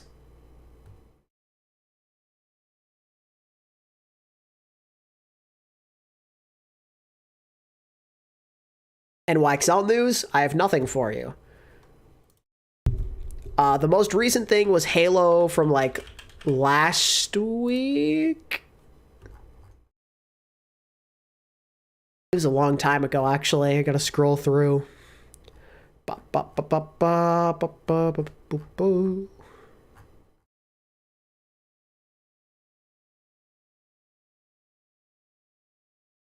yeah, this is the last thing they said. They've slightly softened their stance on their mixed marginalized roster. Sources now believe that the requirement has been lifted to try and acquire players seemingly from contenders. It is believed this will make playing for NYXL slightly more appealing. So I guess that's somewhat good news, I guess. And they're offering contracts above league minimum.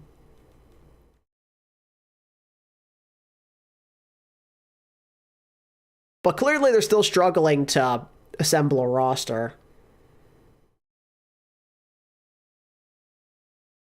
What did I miss? Danteh to LA Gladiators. We highlighted why Prophet came back to Seoul, which is essentially that he wants to have fun and to be comfortable and to enjoy himself.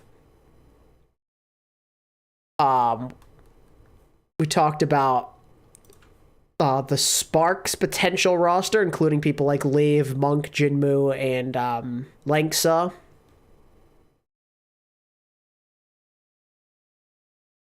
There isn't much. I'll just put it that way.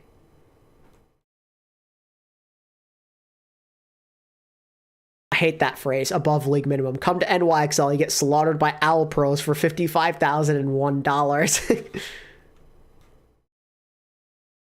Probably Luke games, probably. I'd like Tuyo on Infernal. That'd be cool.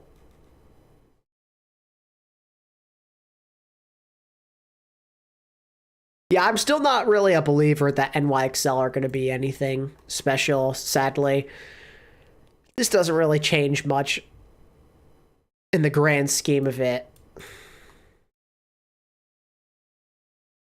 It is good, though, that they're not just looking at, like, contenders anymore. So maybe eventually they'll get to a point where they just make an okay team again. That's my hope. I'm praying for that, but I don't know. I'd like for them to at least be somewhat competitive, bare minimum. I'm tired of seeing them be bad. I think the league's just in a better place when they're good.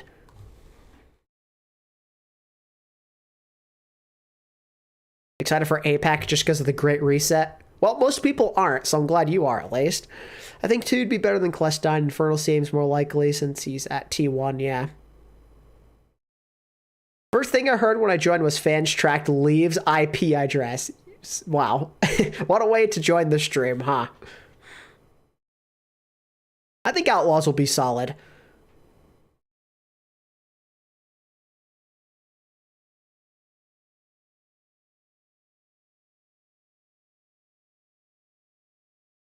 I think a lot of us would want Jonek back for sure. If I could see if I could see one top streamer going to an OWL team, who would you want to see go to the league? Probably just bring Super back.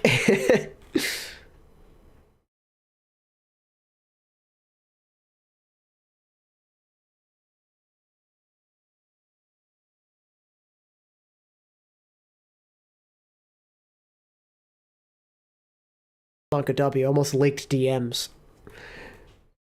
Johnny G to OWL. Not that I really have anything to hide in DMs. I'll make a little. I think Jonek does not. I hope Jonek does not die like Alarm. Well, I'm sure we'd all hope that.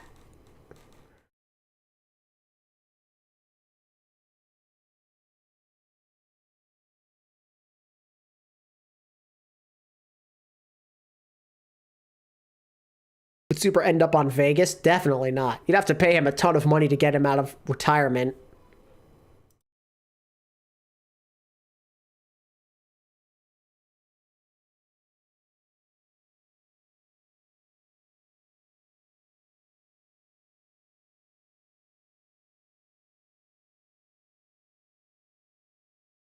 I think Craggy has a chance now. Absolutely not. Soulfire.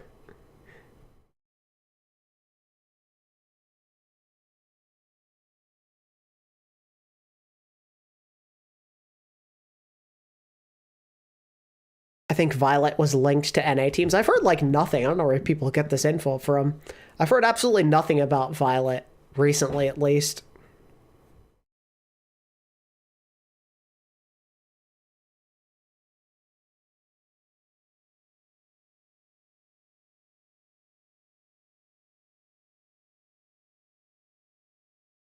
The three teenagers in a trench coat.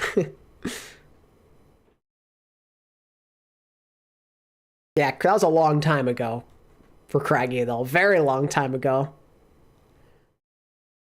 Even alexyOWL got Architect. I don't know about that. I heard maybe he retires because of military service, perhaps. Most underrated all time? That's a very difficult question to answer.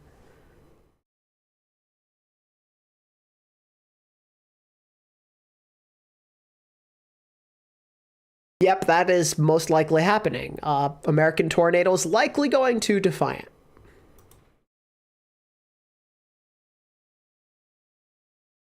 Most underrated player. Who didn't get enough love? For a while, that guy was Edison, but then the playoffs happened, and that was the end of that. I think not enough people love Checkmate. I thought Checkmate was really good.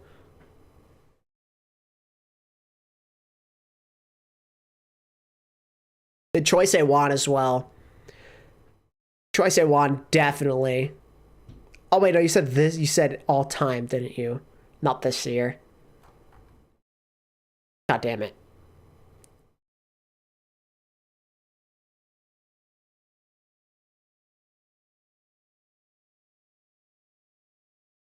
All time's hard, man.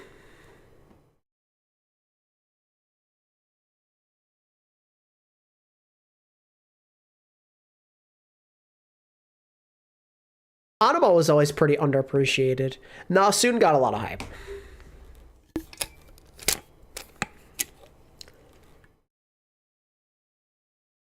Rascal's a pretty good one, yeah.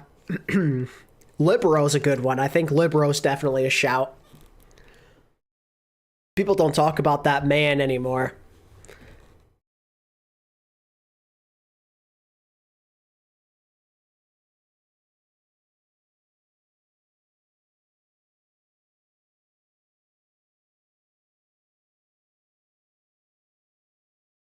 Maybe an idea for a future video. Where do players who had little hype players who had little hype but surpassed everyone's expectations? That's pretty good.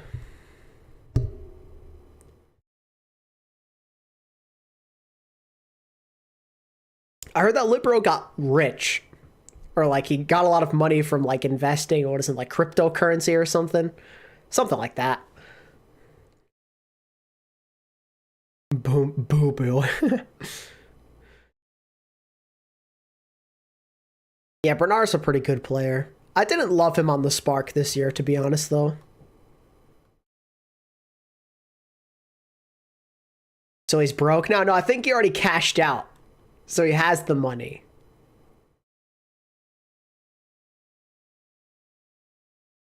Last I heard, he's doing well for himself.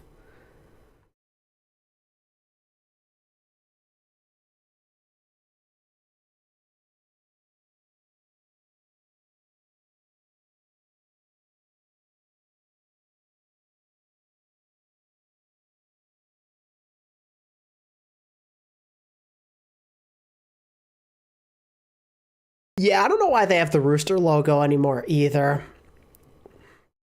I think a rebrand in, they should have relocated but also rebranded. It's weird. Still not used to this. This is still weird to me. Looks too much like Titans for my liking. Another red team pog. Cool. Man.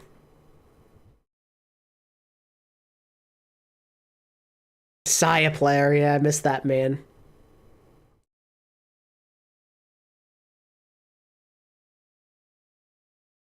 Now we can't make second place Philly jokes. I mean, you still can, technically.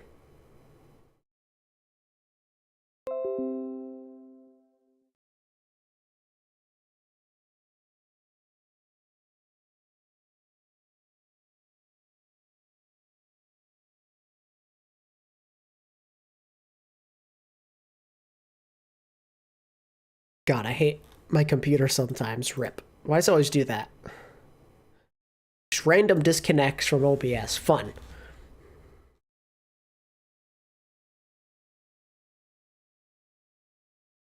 Where was I with chat? Yeah, Paris have like a black color now, I guess.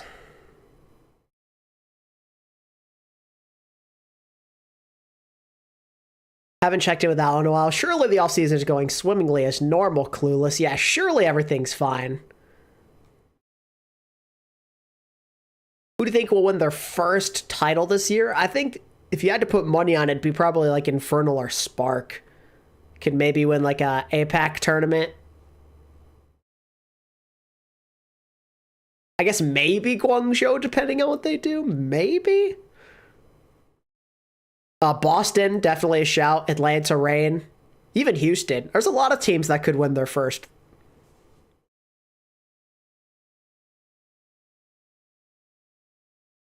The best MVP to ever exist. I mean, it's hard to go wrong with Proper based off of what we saw. Oh, wait, no, Charge do have a title already. You're right. I forgot. They won in 2020. It's been so long. I forgot that they won back then. It feels like a distant memory.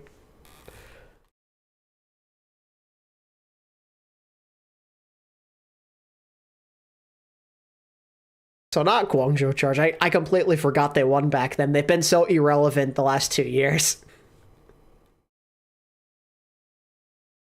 In your opinion, what team Hawks will likely go to? Probably none, if I'm being honest with you. I don't think he's joining Al this year. But if I had to pick a team, maybe like Seoul. Maybe Guangzhou. Shanghai, I guess.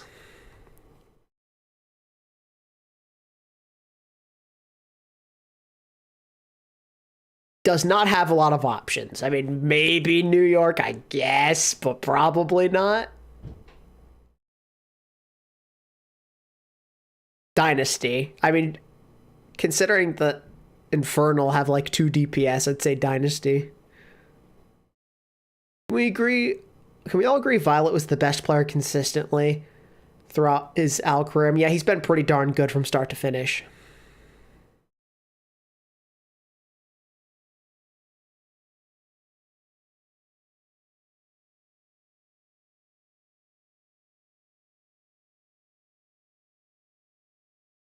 Yes, Dante's an LA Gladiator now.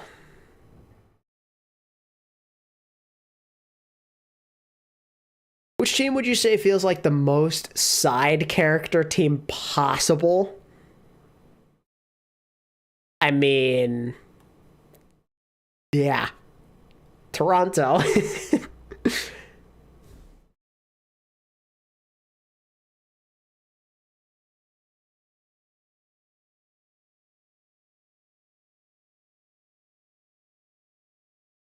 Yeah, Mono was very consistent. What happened to Shanghai? Money. Also, their title window kind of closed and everyone went their separate ways, and that was that. Yeah, Washington's pretty side character-like as well. That's true.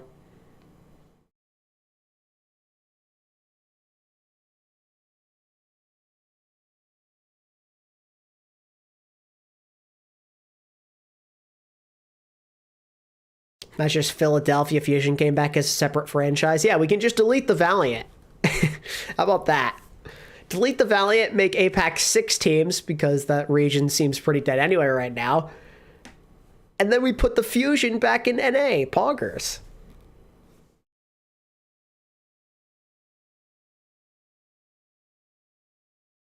Yeah, there's been nothing going on. Right now, we have no idea when AL 2023 will start. The rumors I've heard is sometime in the spring, but that could mean any time. That can mean anywhere from March, 21st? Probably not. It's not going to be that early, but, that's when spring technically starts, like 20th, 21st, whatever it is. And that can go all the way up until June, technically speaking, because, like, beginning of June is still spring. Spring could mean a lot of things.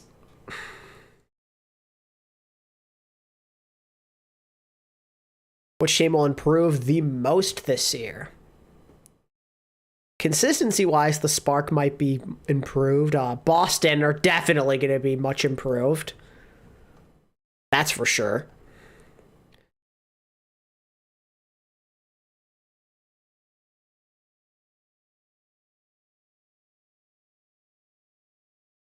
What is the team with the highest average placement? I feel like, if we're going average, Gladiators are a shout. They've never had a bad season in their existence. Actually, 2020, they're mediocre, to be fair. Shocker, up there, of course. They had the one bad season in season 1, but you kind of averages out considering how high they placed in all the other seasons. It's probably Shock. Because, like, they're second they're second in 2019, like, record-wise. Well, I guess they're third, because back then Atlantic and Pacific were the top 2 teams, like, if you led that conference. So Shock had, like, 2019 was, like, a 3rd place regular season. 2020 was 3rd, I think.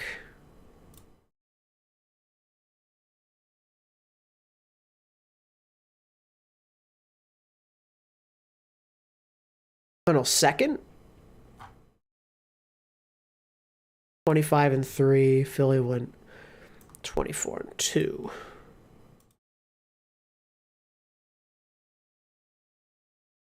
So yeah, it's like, give or take, like, top 2. Top 3, whatever it is.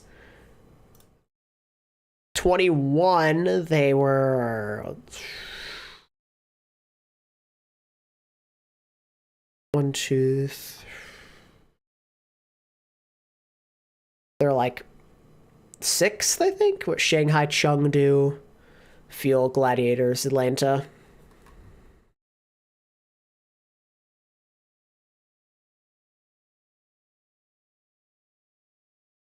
Yo, Cruzy. Will Florida ever win a chip? Probably not. They're the only team from the inaugural season that was in the bottom that didn't win the big one yet. That's true. The thing that kind of holds Shock back a little bit, by the way, they were, 2nd in 2022 record-wise, is inaugural season, they were bad. 17-23. I mean, then again, there are 3 other teams that are worse than them, so it could have been worse, I guess. And in the first half of the season, they're tanking hard, waiting for their players to come of age and signing new players. Like, if you take away what happened in, like, stage 1...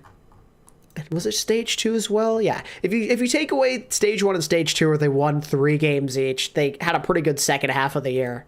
6 wins and 5 wins. Not bad. Has every team made the playoffs? I mean, technically speaking, yes, because of 2020. Everyone had a chance back then. But by natural means,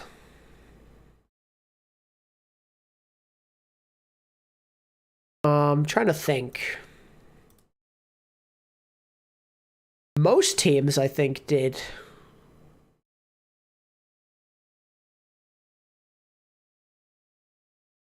Pretty sure everyone's been in the playoffs at least once.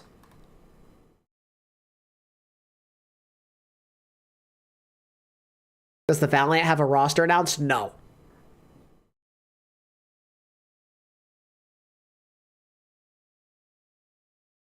I mean, even if you don't count 2020, NYXL, check. Toronto made it this year. Philly, they've made it. Atlanta, yeah. Boston, season 1. Houston, playoffs this year. London, 2018, 2019, and this year, or last year technically. Paris 2020. Justice made it 2021 naturally. Mayhem have been in it last year. Titans 19, Shock like every year basically. Seoul, yep. Dallas, yes. Gladiators, yes. Charge. So Charge in 2020 technically made it. Their record was good in 2020. I think they're second best in APAC, right? Yeah, they were going to make it no matter what, I think. Even before COVID was a thing.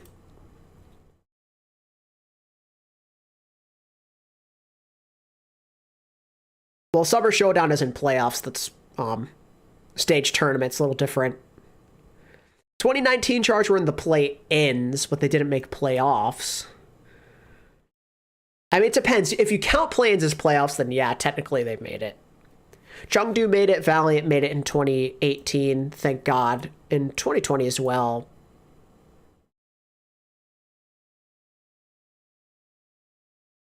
So yeah, I think every team is like, even if you don't count 2020 and like everyone automatically qualifying, I think everyone's been there.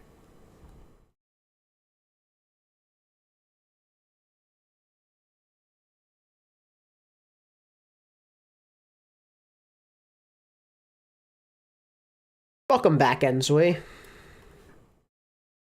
What happened to Violet? We don't know. We do not know. Who's the better DPS without a title, Carpe or Decay? For me, it's Carpe. Mayhem made playoffs last year.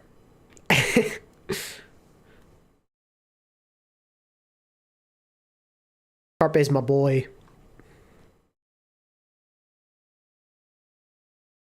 I like Decay, but I am a Carpe stan, so that's my answer.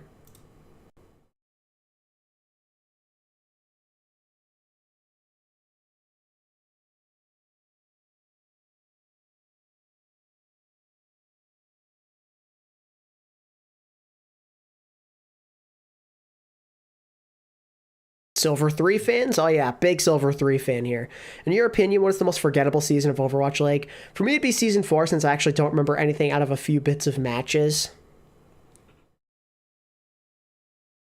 I feel like by default, it is Season 4.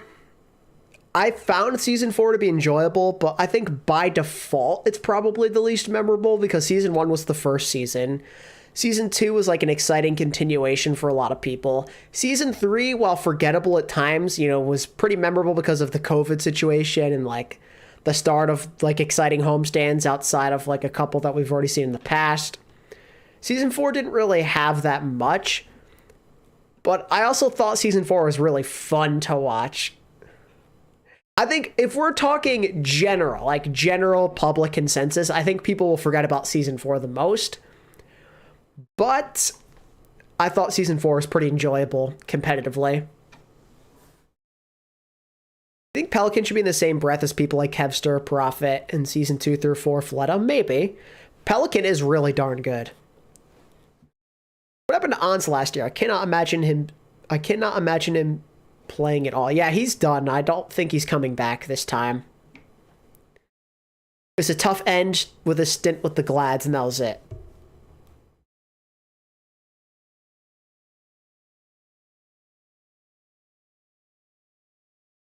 Still nothing.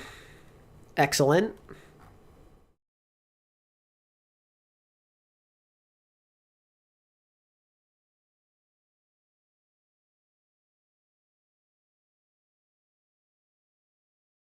What do you mean Pelicans a Genji one trick, eh? What? That final versus Dallas when Shanghai figured a new comp meta mid-game, destroyed everyone. That was so awesome. I agree. That was sick.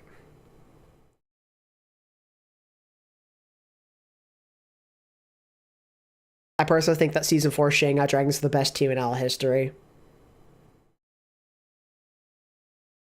Well, it really has nothing to do with like how memorable the season is. I mean, yeah, they might be the best team in history in some people's eyes, but generally, I don't think there's enough going for it compared to other seasons, like with significant events.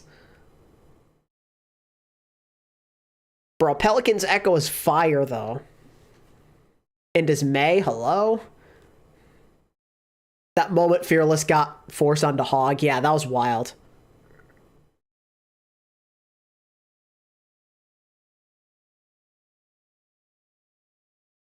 I already thought Sparker was really good. I don't know how much further he can really take it. Yeah, that's fair, Jack. Again, it just doesn't really have those significant things. Season 1 had literally everything. It's just ridiculously memorable.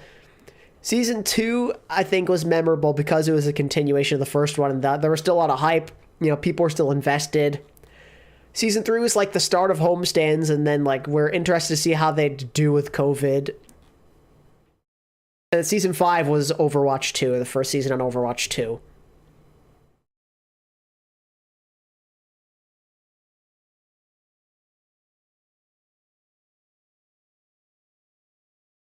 Oh my god, his Hanzo in that game against Toronto. Holy.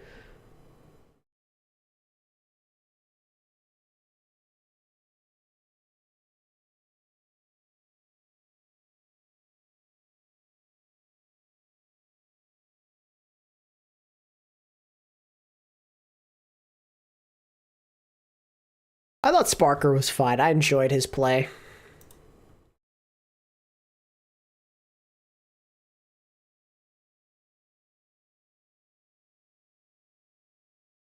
Probably retired for good now. Yeah, I'd assume so. Unfortunate.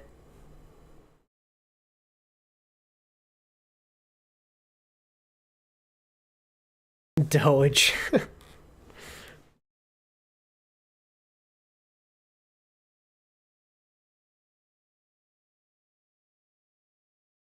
Yeah, I don't really know what else to talk about now, man.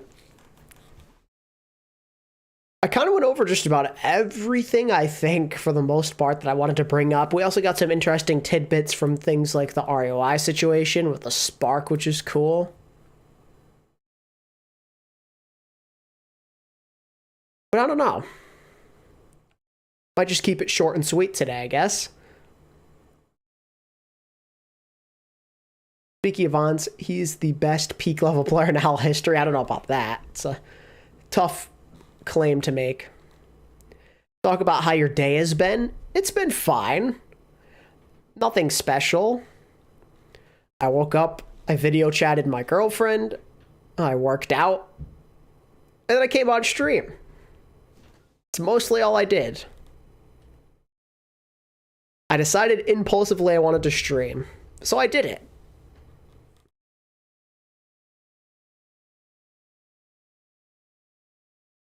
How's my dog? She's doing all right. Dragon Ball content coming to the channel, dear lord, no. I do want to look back at my old content in a future stream, though. Because there's actually a lot of those, like, old videos where we could see how I've progressed over the years. The Dragon Ball, the first OWL videos. Like, I recently found the first few videos I ever made on an old channel I made strictly for OWL at the time, and I definitely want to watch those at some point down the line with you guys. I think it'd be fun. Because it just sounds so different, like a different person. It's crazy. What I think about King Michael, I mean, he was good inspiration for me to get into making videos, and I appreciate what he did at the start, at least. I mean, obviously there was controversies and things along those lines, but I do appreciate that he made content, at least. Opinions on Gladiators backline, it's fine. It's nothing out of this world, but it's decent. I think Astro and Lastro, while very hard to say, is pretty decent. It's a tongue twister for sure. Yeah, he's doing his thing with like NFTs now or whatever. You know, he has his org, Kungardna. The weirdest owl career you've ever seen. I mean, Pine's up there. Came in like a storm and then was gone.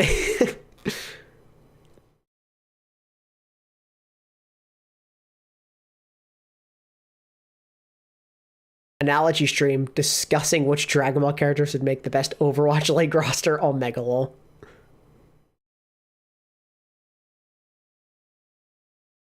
Funny Lastro. Yeah, it's funny. Very silly.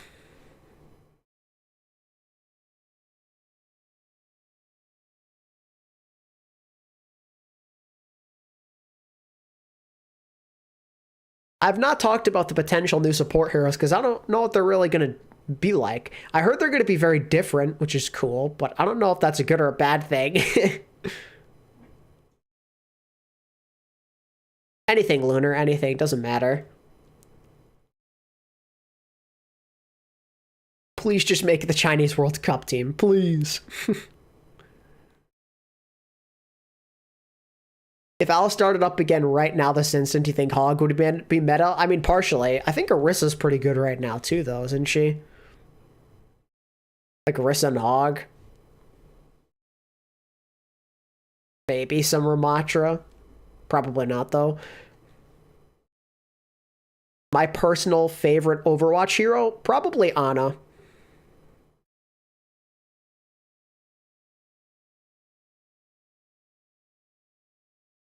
I am a big Ana fan. Makes me want to play Overwatch. Never thought I'd hear myself say that. Orisa is good, but I think that's just because she counters Hog. Yeah. Winston is what APAC play, but yeah, APAC is honorable. They actually play fun things in that region. The APAC region's a mess right now. That's all I can really tell you. I don't know. Raucus did have quite a goofy career.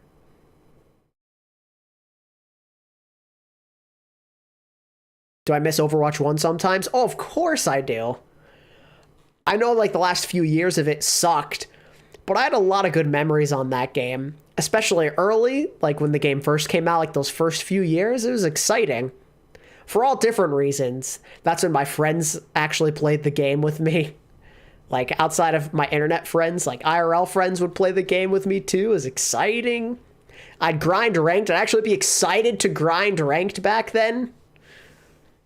Getting into pro Overwatch for the first few times, like with World Cup, NA tournaments, that was fun.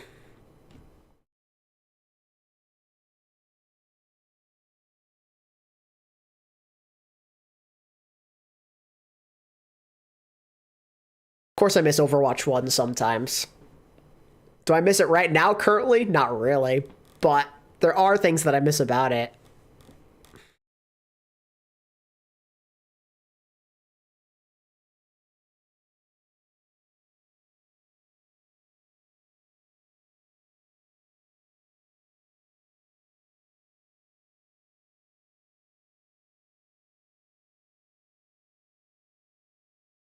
I miss old Overwatch at times, though, definitely. I will say that for certain. My peak enjoyment for that game was many years ago. Like back when I was still on, when I still played on Xbox, man, that was a good time, you know. Hitting GM for the first time, I think it was in like season 3. Oh, it was fun. Haven't any teams signed rookies besides San Francisco, of course. A lot of teams are figuring out their money, I feel like. I'm sure we'll see some rookies get signed, especially in APAC. Especially.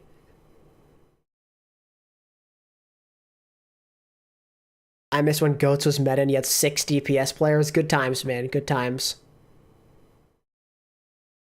That RNG was fun, but also horrible at the same time. Top 5 favorite Lego video games? I'm not sure if I've even played 5 Lego video games. Played Star Wars. I played the first 3 Lego Star Wars. No, first 4 that came out. I played Batman and like the first Indiana Jones, I think. That's about it. Fuel signed Bliss. Oh yeah, that's true. What are some rivalries you want to see? Lego Star Wars stream? Maybe. I really want to see Houston versus Gladiators come into fruition because they kind of like traded players with each other. I guess Dallas versus Houston as well, because like Fearless is on Houston now. That's pretty fun.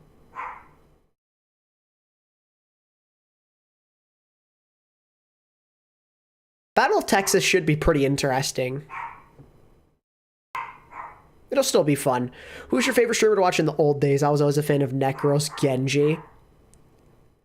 I watched a pretty big variety of streamers back then.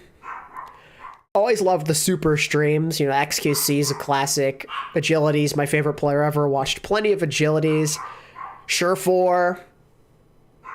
Car Q I used to watch. What's his face? Oh god. Oh no, how am I forgetting his name? That's so sad. I can't remember his name. Is it really that sad that I can't? Oh no, it's Harblue. That's what I'm thinking of. I enjoyed Harblue. That laugh was contagious.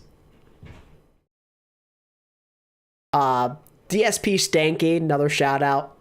Kind of inspired me to get better at Lucio. Calvin's a classic. Think Sugar 3 will be any good? Probably.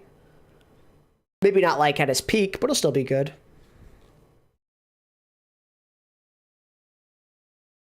I used to watch Kareve play. Custa sometimes. Soon. I'd watch a lot of the Valiant boys. KSF. I liked KSF a lot too. Very underrated. Soda Poppin'? I don't know. Did Soda Poppin' play Overwatch? If he did, I didn't watch him. I only know him for World of Warcraft. Words.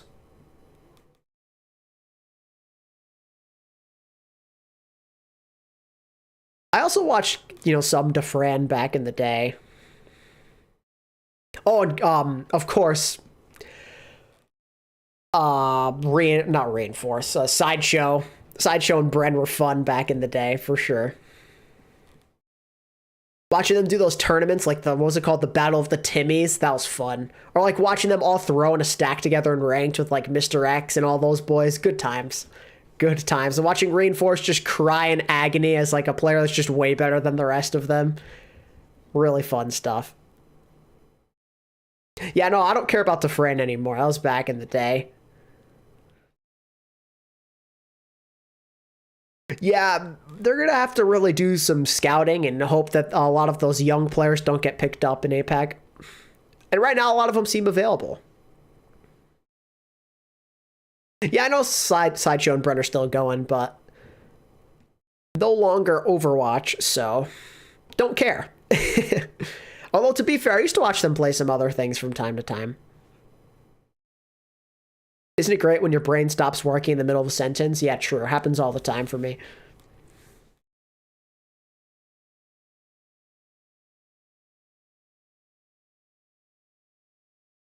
Just got a shiny Lotad while watching? Congrats, that's awesome.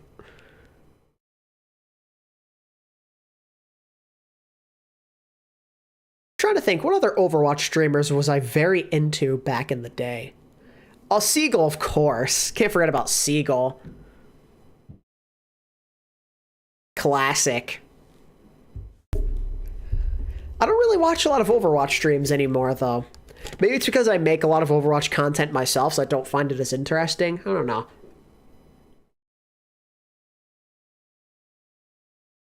Favorite OWL moment in history? I do have one. Actually, there's... Well, no. Excuse me. Just one. It's 2018, London versus Philly, Volskaya. Profit on Hanzo and Uber as that iconic call. Profit and Birdring like wipe out almost all Philly and they almost cap point by themselves. The Profit, the lone sniper call. Classic.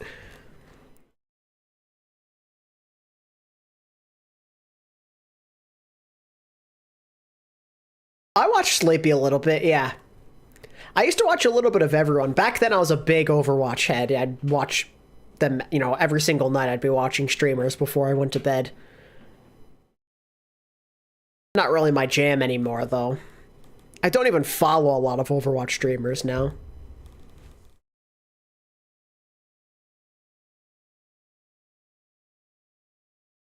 Yeah, Uber's the GOAT with those big-time calls. blame the controller. Oh, jeez. That guy went downhill. Huh. Heard a lot of not so good things about him. Oh, I used to watch Stylosa a little bit for news, I think. That was a long time ago, like 2018. Yeah, we don't talk about BTC. No. Nope. No, sir. The Joker of the Overwatch community.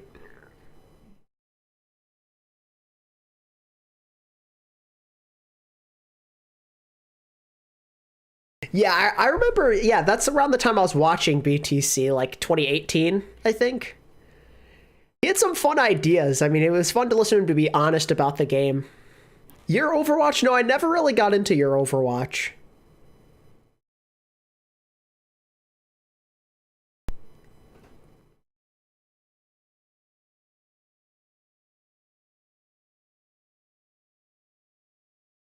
I think I'd watch Carpe stream sometimes as well. That was always a fun time.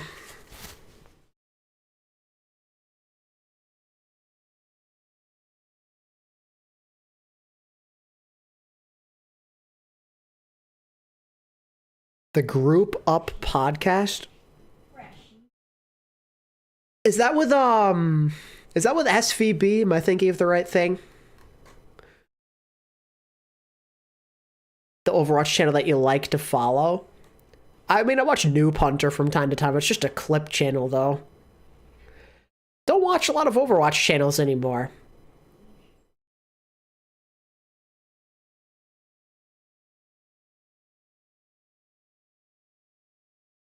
Yeah, I've watched it sometimes. I like SVB. He's good.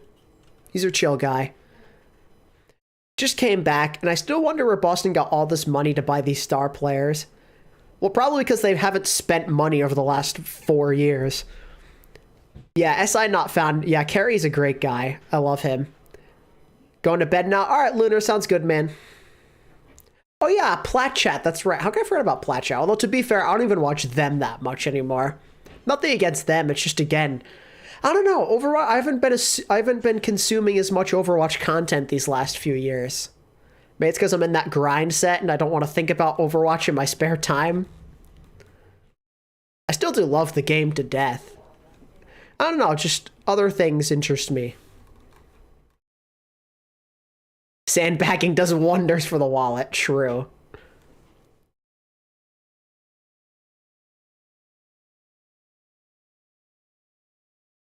Yeah, I've heard a lot of people say that. They like one of the only people that keeps them somewhat interested. Which is sad. I hate to see that in a way. I mean, I'm glad I can keep them around, but it sucks that I'm like, I feel like I'm holding down the fort. I miss watching Overwatch content sometimes. It's just hard to find the time now. Like, I'm not as motivated. Have other things going on. I'm sure I'll probably be more interested after football ends. We'll see. I think part of it is also when you're not as invested into something like OWL, it's harder to watch the streams. Like when I was like peak interested in OWL in like 2018, I was watching streams all the time. I could not get enough Overwatch content. And news about Glad's coaches. I think they're probably the same.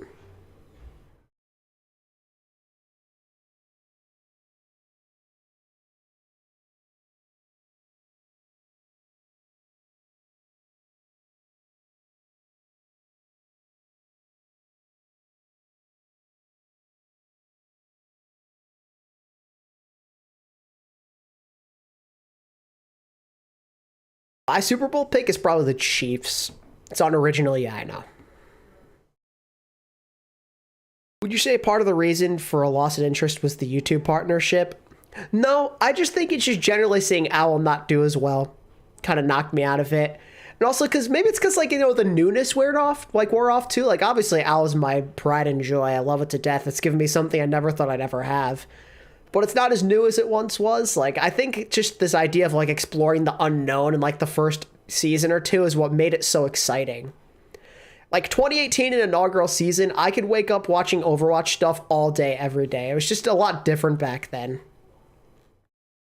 Like, OWL was a big reason I continued to just watch streams and watch streams and watch streams. I'm like, oh, what pros are live right now? Or like, which of my favorite personalities in general are online? Like, it was just fun. I wanted to play Overwatch all the time back then as well. I was just all about the Overwatch grind set. And back then, like, my channel wasn't even really started yet, so I had more time on my hands to do that. I think that partially contributes to it. Again, me making content now. I invest so much of my time into Overwatch by making videos and doing streams. It's a lot harder. Did teabagging get banned in OWL? It's not banned per se. I just think it's discouraged.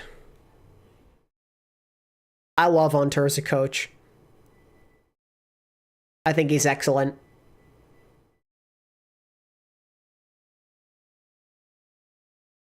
Yeah, I'm sure that'll get updated, Luke.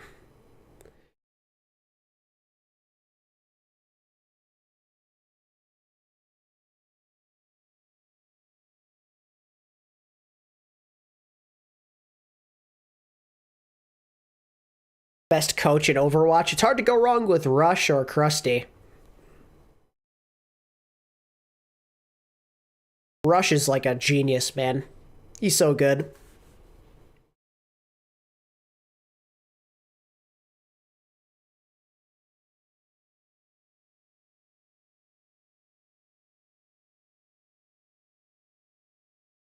Don't even know what coaches do. They do a lot behind the scenes. People don't realize just how important coaching really is to your success. It's underrated. It really is an underrated aspect of pro teams. The smart ones just, you know, they help you with everything. They help you see the game in a different light. I'm sure Krusty has helped proper in ways that we just can't even comprehend. Like, I'm just being honest with you. Like, it could even be just little things, but the coaches help a lot. Help you understand all of the biggest mistakes. Like, they're your best friend, but it's also your biggest enemy. They'll point out every little mistake, you know? They help you play as a team more, help you learn, you know, how to adjust better mid-game.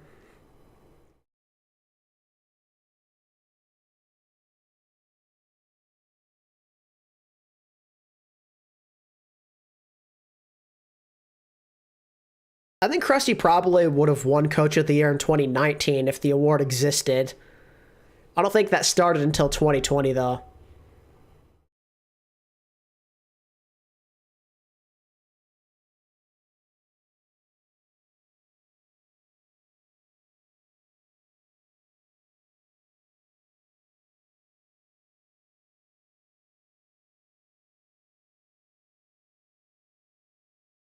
Oh, man.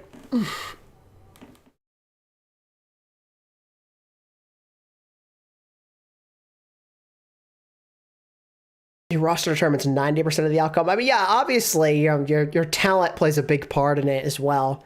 But coaching is often a thing that can put you over the top.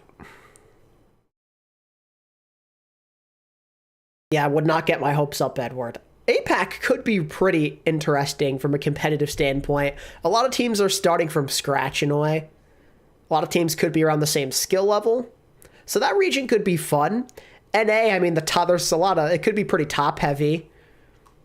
NA in general has a lot of fun teams, which is cool. There's only a few teams in NA where you're like, God, they're just terrible. They won't even be like mid. Most teams, I feel like, could be fun. That's the one good thing about this reset. But at the same time, that could mean plays more sloppy. I don't really know.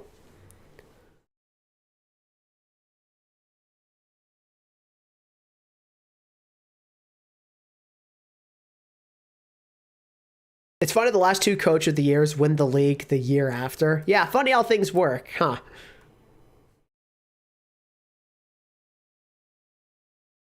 Like, I'm trying to think in NA teams that could be really competitive. Atlanta, Boston, Dallas, Florida, Houston, San Fran. It's a lot of exciting teams. Like, I think Defiant could be fun because of their synergy. London are always exciting. Gladiators still could be pretty decent. I just take away, like, Eternal and maybe New York, and I kind of like, or maybe even Justice as well. They're pretty meh. I think aside from, like, Justice, Eternal, and alexyOWL, I like NA.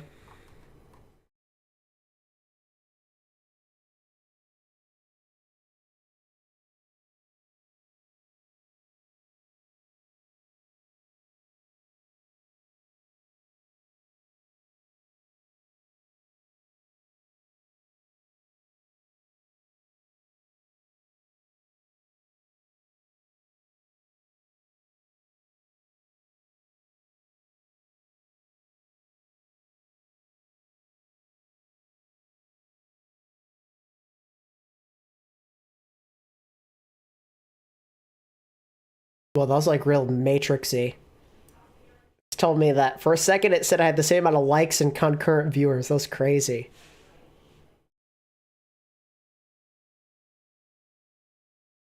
Vegas Eternal's gonna be the best team ever. You know what? You're so right. I think Heesung's gonna dominate as proper after he got some Ala games. I mean, I think they'll both be really good.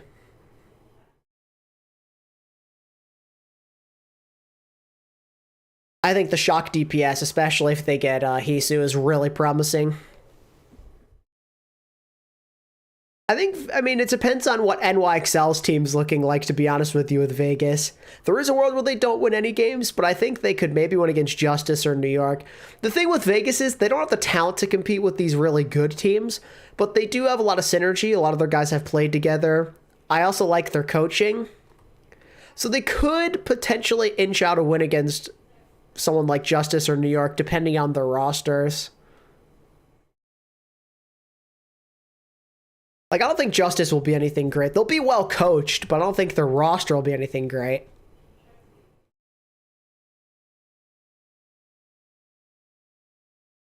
And New York's just a total mystery. It seems like they're going in a better direction, but I'm still worried about them.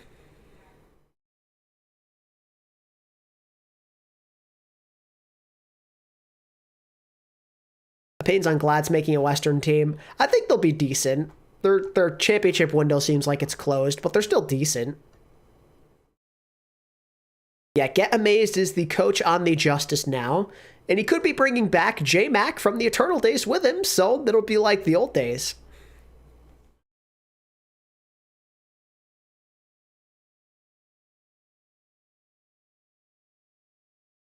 If Toronto can really put together the American Tornado roster, how high can they go? I think they're like they could borderline be like around top 5. They probably won't crack top 5, but they can maybe get close to it. I mean, it depends. If like one of the big teams like ends up failing, like let's say like out of like Shock, Atlanta, Boston, Houston, if one of those guys fails, I think that really opens up an opportunity. But as of right now, I think I prefer Shock, Houston, Atlanta, Boston, Dallas, and Florida over them. But aside from that, I think they could be better than everyone else. They could be better than Gladiators. We'll see. I don't really know.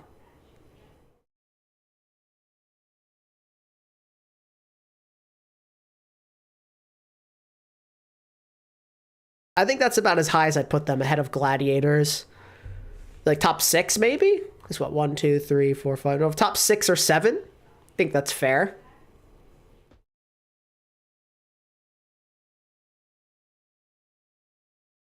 Teams I'm confident they'll be better than at the very least. Probably Justice, Vegas, New York, and Vancouver, bare minimum. But I could also see them being better than London and Gladiators. And if one of these other teams that looks like a top team fails, then maybe one of them. Maybe, actually, they could maybe be better than Florida. I can't rule out that possibility.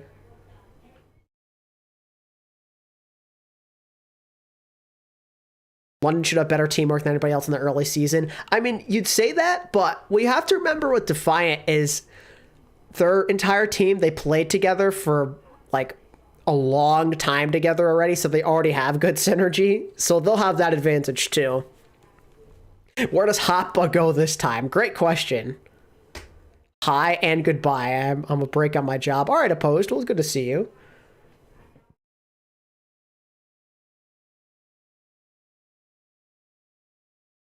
That's true, Kermit. That's true. But British Hurricane was already a little suspect to begin with, in all fairness. Because they're backline. What is your favorite OWL punishment / suspension? I mean, it's got to be the Lastro one. SBD is hilarious. Hoppa to Philly for the 3rd time. Honestly, it's realistic. I haven't really heard anything about Hoppa going anywhere. But Hoppa to, well, not Philly, I mean, Soul Infernal, I guess I should say, seems possible.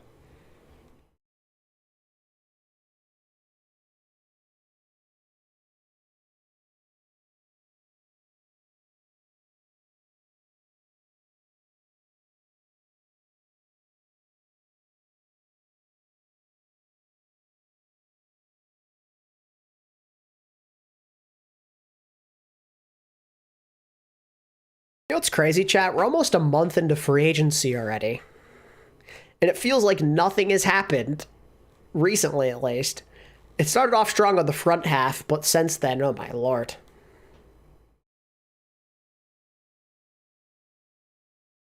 We're almost a month into free agency, and like, how many teams haven't done anything yet? 1. Well, like, have signed any players? 1, 2, 3. 4, 5. Technically, Infernal haven't signed anybody yet. They only re-signed 6. Still haven't gotten any new players. 7. Justice 8. Defiant haven't actually announced anything yet. 9. Dragons 10. Yo, Tay, good to see you, dude. I'm thinking I might do like a early off-season winners video, recapping the first month. We'll see. Boston versus Atlanta, best of 7. That's a toughie. I want to say Atlanta. Gotta be honest, I only remember Calyx as the backline for London. I can't remember the flex support outside of saying I forgot he was in the lobby once in your stream. Oh, you mean Rippa. Choi Se-Wong to Shanghai. Dude, Choi Se-Wong getting coached by Moon sounds awesome. Yeah, Sauna's DPS.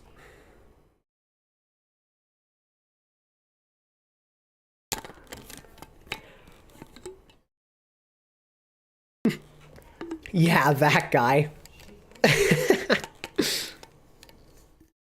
That's the one.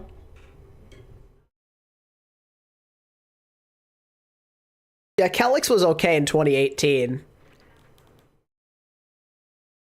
2018, that was a long time ago. I don't know if Choi will leave Charge. It's a good question. Charge are a big mystery.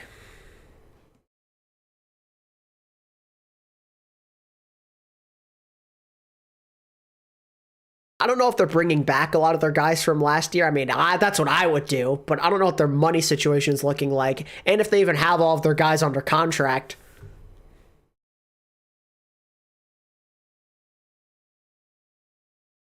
This is the best way to calm down after your team manages to fumble a 2-0 lead. That's unfortunate. Yeah, Choi is so underrated, bro. Probably one of the least talked about impactful players from 2022. I freaking love Choi Se-Won. He's a beast. It's just that we only got to see him shine for about, give or take, 14 games. So like 14 to 15 games. No, 16 games because he played... Or 17? 17 games. Wait, no, he only plays 6 games per stage, so... Well, 14 or 15 games. You know, like the first half of the season, you couldn't do much.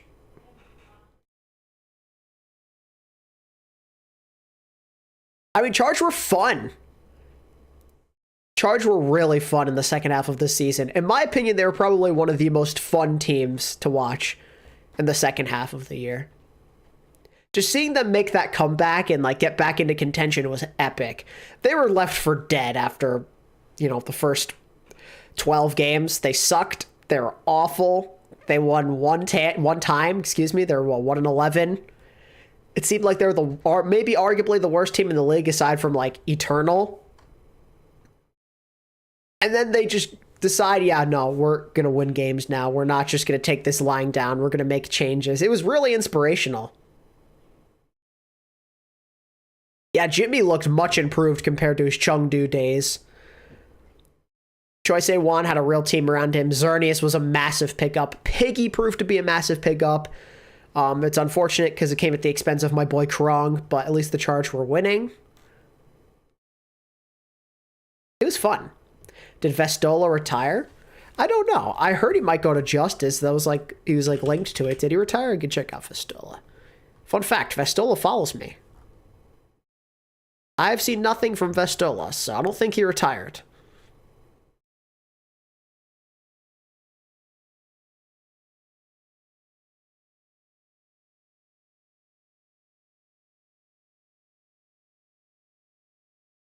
Xerneas took RUI's advice and scrimmed. True. It's always fun when random pros follow you. You notice it. It's cool that like they recognize you. Happens from time to time.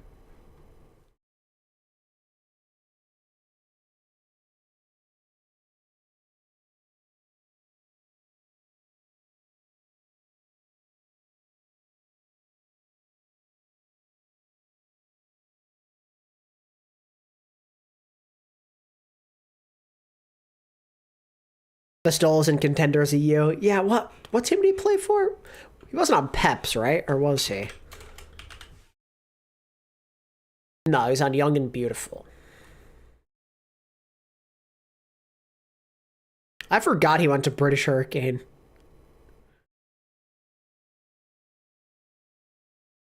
That was when Paris picked him up as an emergency signing. Good times, good times.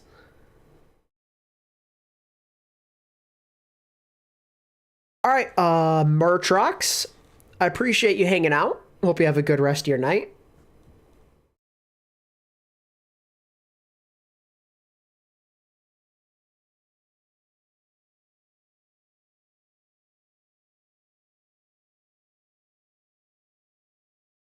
They've been teasing it. I mean, space to London makes sense, but it just feels like a weird pairing.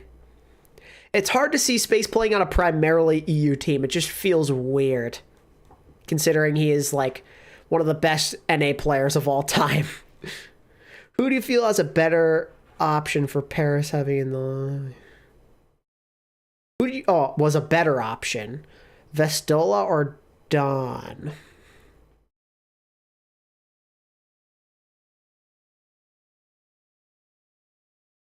I feel like Dawn, but I mean, neither of them were anything great. Dawn played a lot of different things back in 2021, so I always thought he was more of like a Overwatch 2 tank.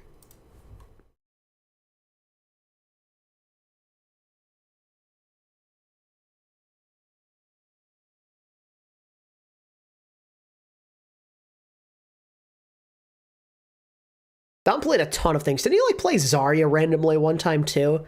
He played like everything, and I'm talking 2021, so this was before Overwatch 2. Played a lot of things, man. He wasn't particularly amazing on anything, but he did play a lot of different stuff.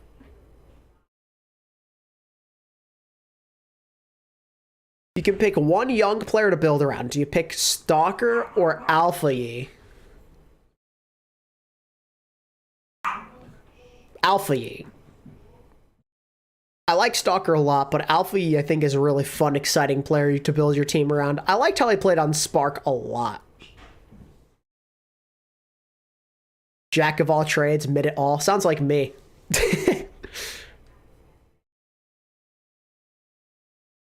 Oh yeah, it was Zarya and Anubis, true.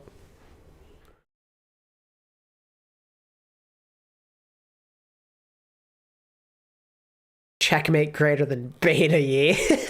Well, that wasn't an option given to me. I do like checkmate a lot, though. Beta ye. That's great.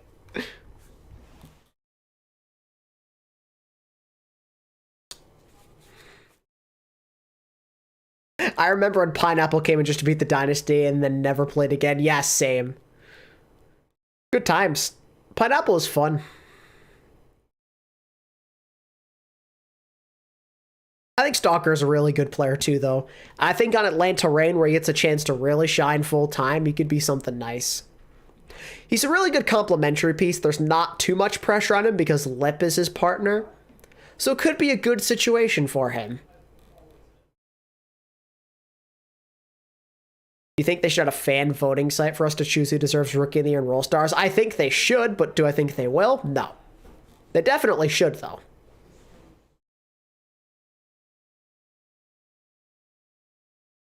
You know, they should take it one step further, and they should let me vote. Like, me personally. They should let me be a part of, like, their exclusive ballot, because I'm cool. Is Stalker a flex DPS, though? Because he's playing out a hit scan. He's a flex. I think about how much Genji played for the Dynasty.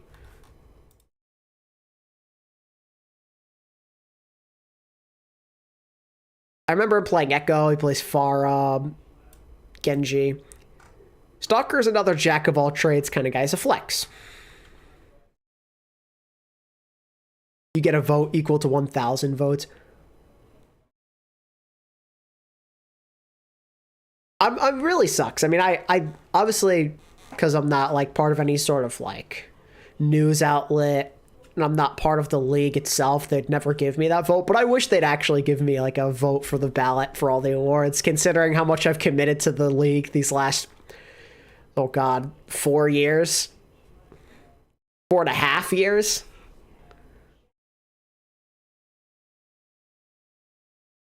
You know what sucks to really think about as we're in this long off season? Literally around this time last year, OWL was already, or not last year, season 1.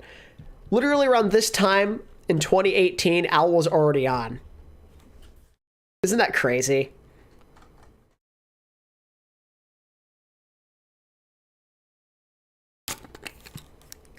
Anything on Architect? No.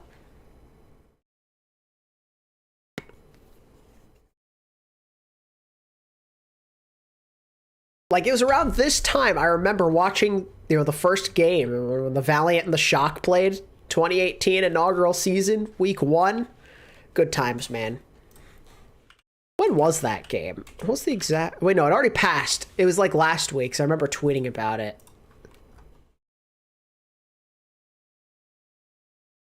Yeah, it was January 10th, so it was 9 days ago. 9 days ago... On 2018, we already had OWL. January 10th. My boys played Valiant back when I supported them. Oh, what a classic game that was.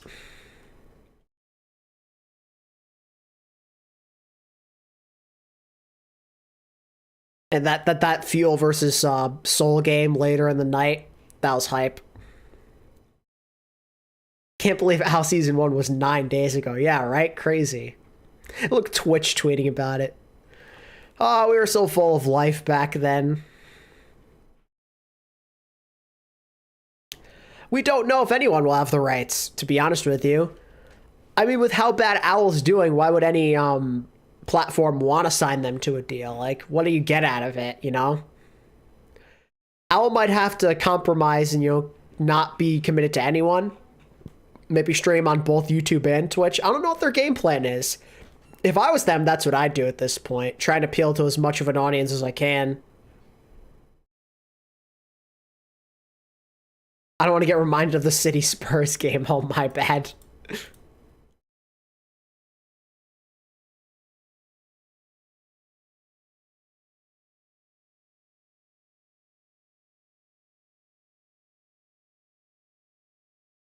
I think it'd be cool. Because not everyone cares for YouTube streaming. I mean, it's becoming more and more of a norm because YouTube streaming is just a lot better than it used to be.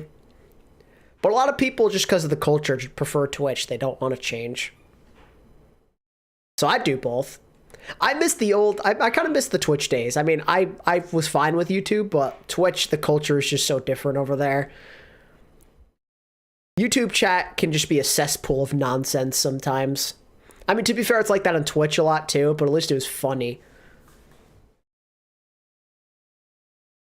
And who can forget the token drops? The token drops, man. The random 100 bombs they'd give you. Good times. Good times. And the all-access pass, man. Oh. Twitch Overwatch League was amazing.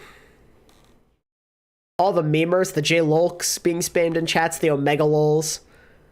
Them, like, banning Pepe emotes. Those funny as hell. Oh, man. Same, Connor, same. Coca-Cola gifting subs, like, that stuff was so fun, man. And back then we had sponsors. Sag, man. Take me back. I really wish I had, like, this following when Al first started. Oh, that would have been so fun. You only wonder how much more I would have grown if things had gone better. Sucks, man. If I'd had all my knowledge of YouTube back then at, like, the start, I feel like I could have done something special. I'm still, of course, happy with what I have, and I'm very thankful and fortunate every day of my life. But, man, it's a fun what if to think about, you know? Because that's when everyone was so interested in hearing about news and drama and stuff, and there's so much of it. Man, really missed out. Didn't players also respond to player questions? Yes, they did.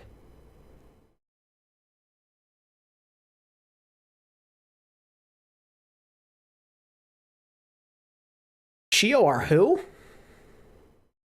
Oh, Chorong. Oh, Chio. Chio, I think, was just the better player. I like his experience a bit more. I like his Lucio a lot. He's well-rounded. Chio showed on a really good Dallas team that he can be a leader. I appreciate Chio.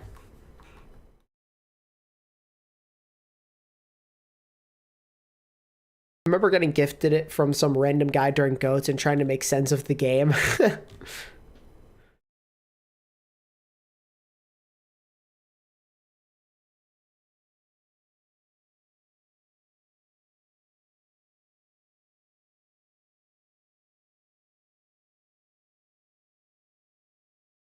I don't know, man. 2018 was just peak for, like, news and interest in the game. There was so much hope and joy. It's just really sad to see how all of that left slowly over time. Because 2018 really was a blast. The viewership was out of this world, man. To fill out the roster, Chio, you taking Takoyaki or Silver Theory? Takoyaki all day. Like, what were those Twitch numbers like, man? I'm trying to think, like, Dallas Fuel versus Seoul Dynasty. Like, what if I just put that in on Twitch? Like, and this is just the VOD from that game. This isn't even like the initial stream. This is just the posting of the VOD afterwards. And that got 108K views.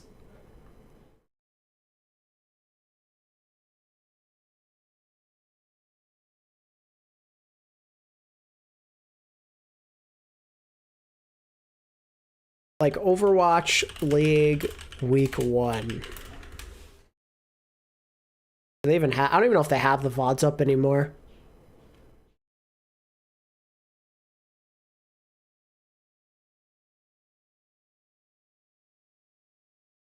ATP put me on. I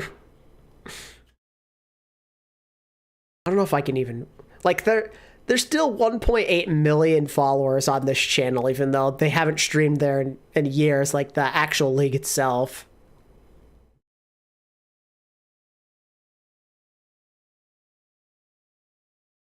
Oh, wait, here we go. Past broadcasts.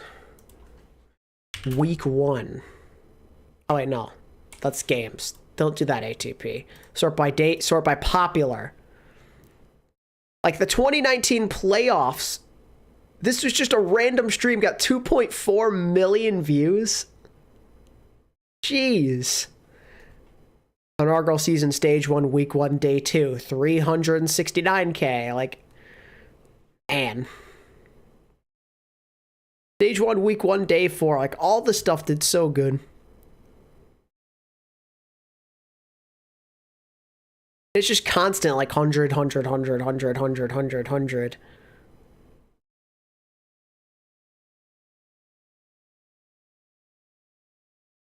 Jonak and Sure4. You're building a roster, taking a big risk on a hot free agent. Do you take Yaki or Hisu? Hisu.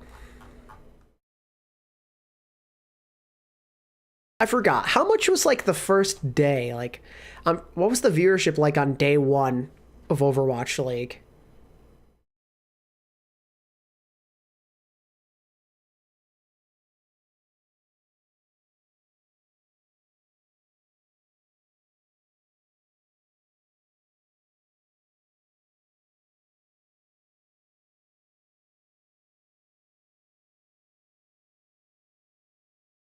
Let's see. Overwatch League inaugural season, stage 1. Peak viewers was 430K. And that was when Dallas and Seoul played. Man. Ayo Tay, thank you for the 129. Making someone else happy since Spurs make me miserable. Well, I appreciate that a lot, man. Thank you so much. Making someone else happy since Spurs make me miserable. Thank you so much, bro. I appreciate your support as always. It means a lot to me. Yeah, but isn't it crazy, like, such a marquee matchup got all of that viewership? Like, people were genuinely hyped to see these two teams who are considered to be the best in the league at that time go at each other. Like, it got more viewership. Like, this was the last game of the night. And this game got more viewership than the first game ever played, which was Shock versus Valiant. Like, bro, that's crazy.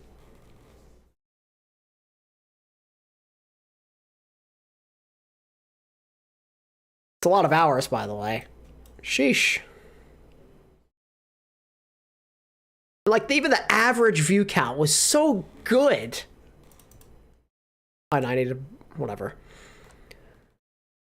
Oh my god, this Philly versus Houston game was a banger. I remember that. Even Shanghai versus Glads did good, man. Like, bro.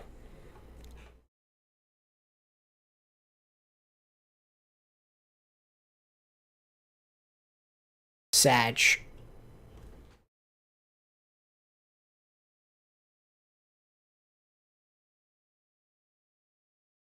And like just Overwatch League 2022 kickoff clash. So like opening day this year, we peaked at 121. So we weren't even hitting the average of stage 1 back then. Unlike the opening week, we weren't even hitting the average this year at our max viewership. God. That's wild stuff.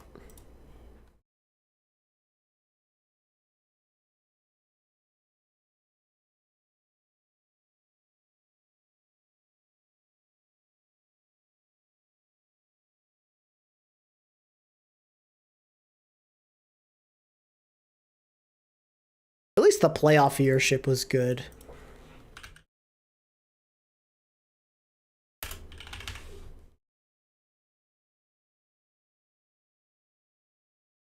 (2022) playoffs.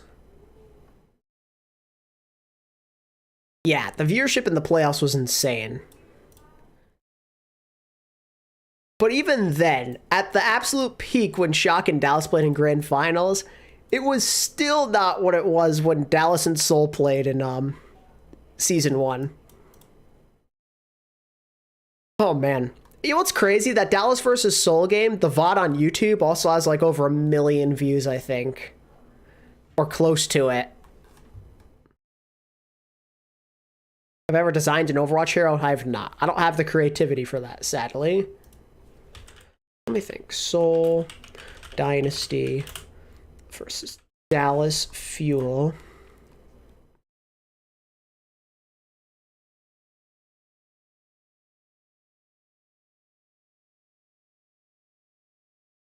It might not come up. Oh, here it is. 1.3 mil. So isn't that crazy, man? So that Dallas and Seoul match has gotten, like, if you combine Twitch and YouTube, over 2 million views. Almost. It's like a lot, though. Probably over 2 million, honestly, because that was just the peak viewership. It's not including what it was throughout the whole matchup. Do you think getting rid of franchising would help viewership, like how CS:GO and RLCS does it? Maybe. That could help. But at this point, it might be too late. I don't know.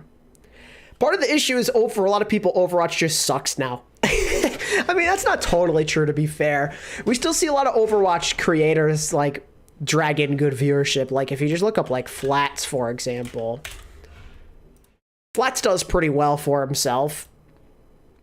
A lot of the time. Like, a lot of consistent, like, 100K videos. 140K. 170K. I think recently he got a video to 1 million. Yeah, 3 months ago he got 1.8 mil. So obviously there's still interest in the game. Just maybe, for one, maybe not as good as it once was. But two, a lot of people aren't interested in the esports scene. We're not growing it out enough. Very unfortunate. I will refund every team. That's very generous of you, Tay. I'm sure they'd appreciate that a lot.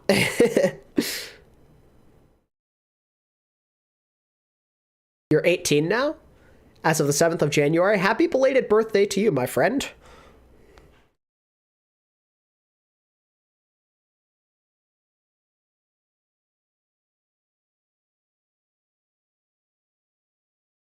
You're legal, poggers. Good work. Congrats.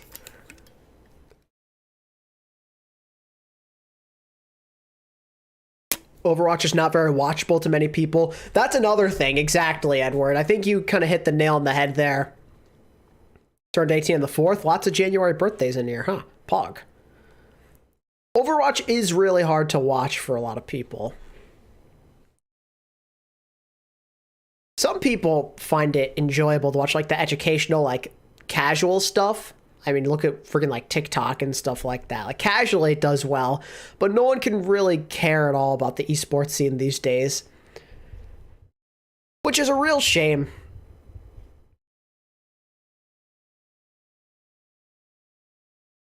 Yeah, casually, that's part of the problem. Casually, it's a bit harder to understand what's going on with professional Overwatch. There's a lot of complicated stuff going on. The game moves very fast. There's a lot of components on your screen. It's hard to keep track of if you don't get into it. Yeah, I mean, for a lot of people, it's the other way around, where they can't play the game and they only watch the game.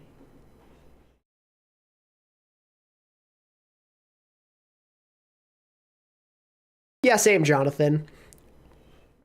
Turned 19 on the 14th. Wow, lots of January birthdays. Then there's me, who in April will be 24. I'm becoming a esports boomer. I'm at that age, ladies and gentlemen. I'm past my prime. If I wanted to have a professional career, it would be too late now. The dreaded 24. I'm the resident of old. Nice.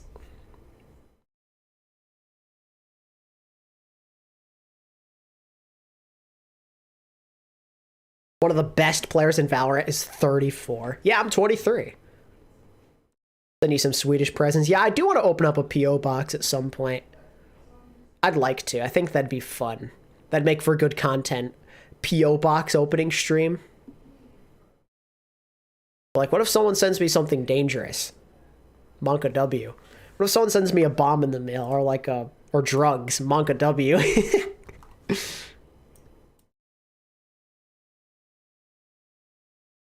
About to be 23 and 4/5 days. Nice. In my day, the only game you could go pro in was either Guitar Hero, Halo 2, or Pokemon. Those were the days, huh? And Smash. I was always been a small bomb. What if someone sends me a Nintendo Switch? I mean, I'd hope not. That's ridiculous. I also have one already, so I don't know what I'd do with that.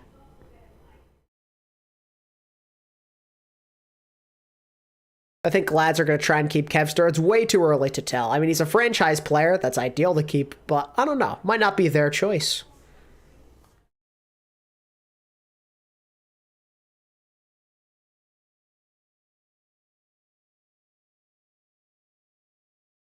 My man, there might not be a next year. That's also true.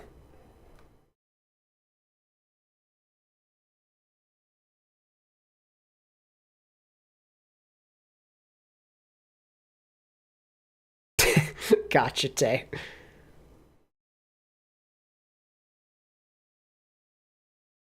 See me on the court, bro. Lol. OG in 2001. Yeah, you're talking way before my time. I was a child then.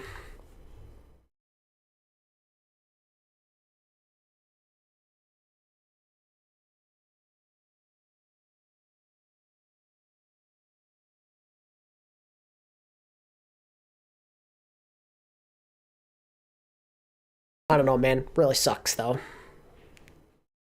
If there's no Al, what will we do with this channel? I mean, I'd like to at least try and see if Overwatch can still survive competitively, because there are other ways to make it happen. We'll just have to see what the interest is like. If it turns out that no one cares anymore and we're really done for, then I'll have to figure out what to do next. I could try my hand at, like, normal Overwatch content, non-esports related, or I could just scrap Overwatch and move on to something else. We make our own OWL. I wish.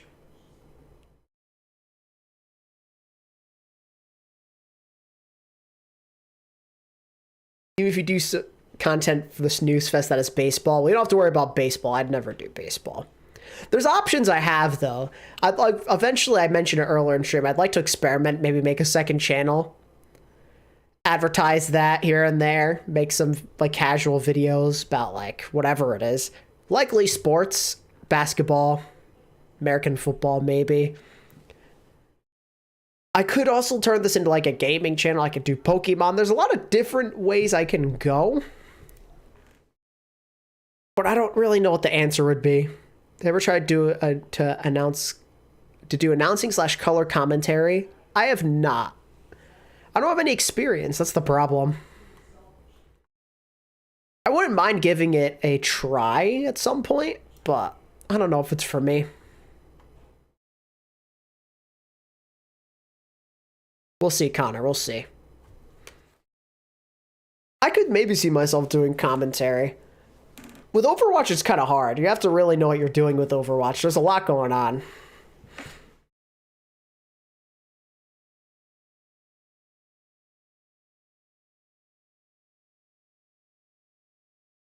What's cool is I could see myself doing either or. I could do the color commentary or I could do the play-by-play. I feel confident I could do either one. It's just a matter of if it would really fit my way of making entertainment for people.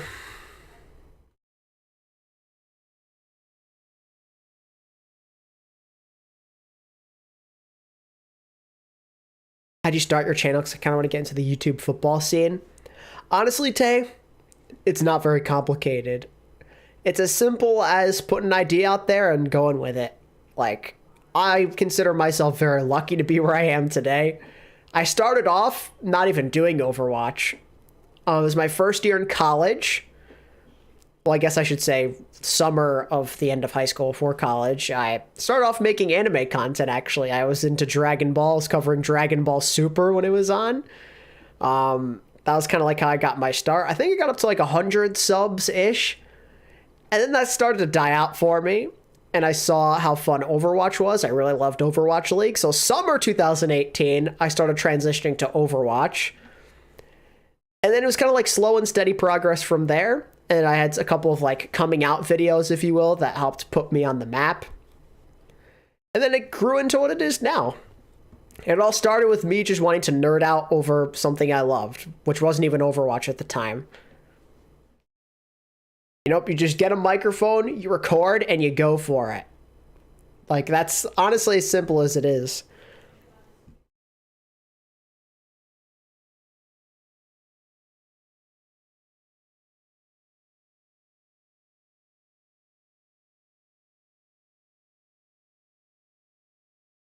Well, that's the thing, Tay. Sometimes, I know a lot of the time it's about standing out and being different.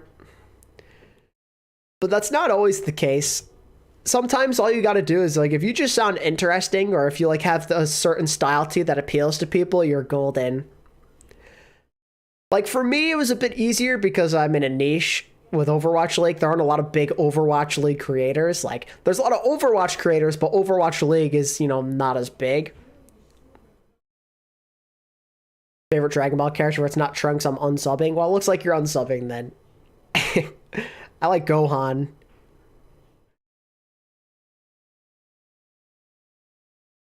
Yeah, grassroots is what I miss.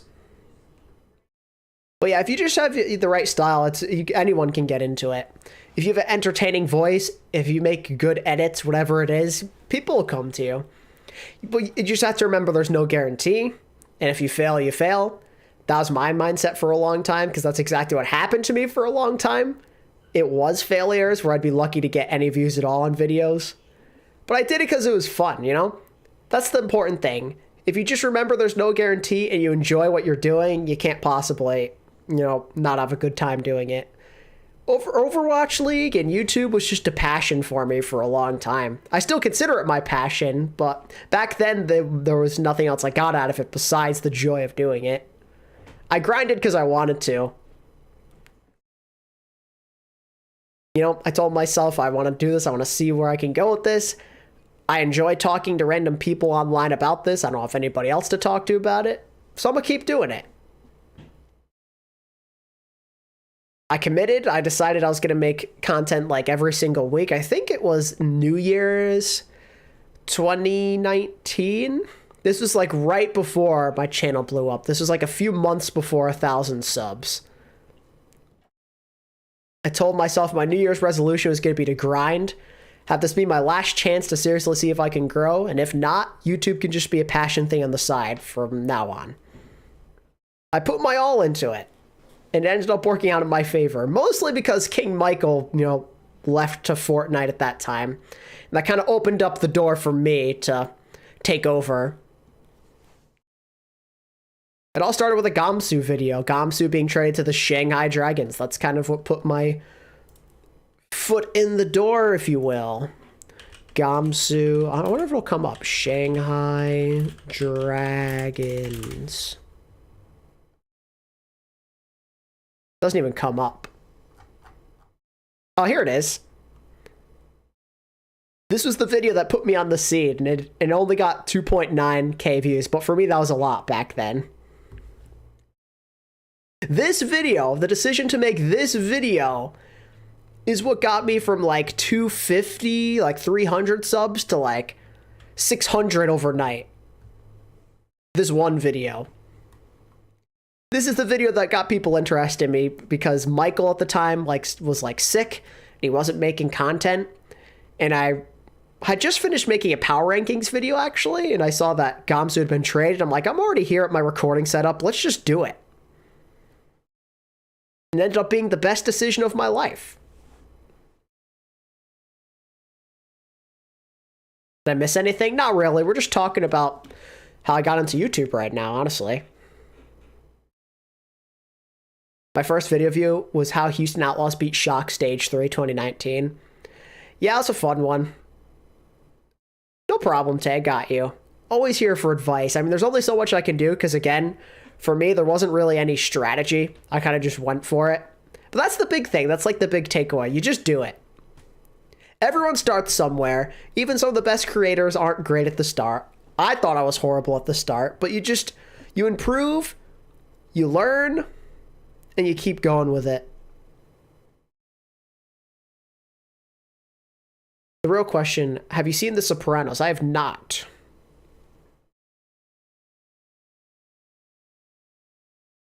Reiner Kaluuya is a hard one. Do I ever watch old video? Did again. Bad timing. That's awful timing. Why did that happen? Sucks. What was I saying?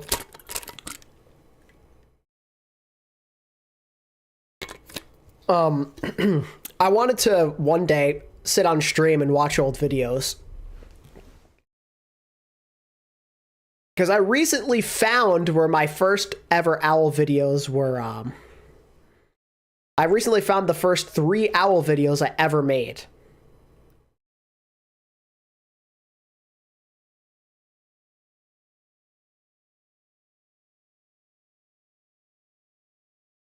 At first I hated your vids because your voice was so monotoned. You got so much better. How long ago did you start watching, Jonathan? I forget. I'm not sure if you said before, but how long ago did you start watching my channel? You think Overwatch is officially dead? Not quite yet. This is the beginning of the end, but it's not over yet.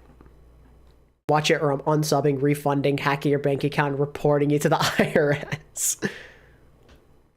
Ah, so like right around when I was first getting into it. I got you. Yeah, I've come a long way since then. I really have. Like, you should hear me like one of the first videos I made in 2018. Again, I want to do that in the future. Like it was like the first 3 videos I made. I made like a couple of power rankings videos, and it was like a preview to Seoul versus New York 2018 stage 3. You should hear how different I sound, man. Like, holy moly. I feel like my energy and my passion has gone up a lot. Back then, I wanted to just sound chill. I didn't want to sound too over the top. But what I realized is people actually like enthusiasm. And also, I just got more enthusiastic for what I did. Maybe less nervous. A bit better with preparing content, scripting. Also, I just realized that this thumbnail isn't even right. I misspelled dragons in this thumbnail. I'm just realizing this almost 4 years later that I misspelled dragons in the thumbnail. Good work, bro. Good work. That's hilarious.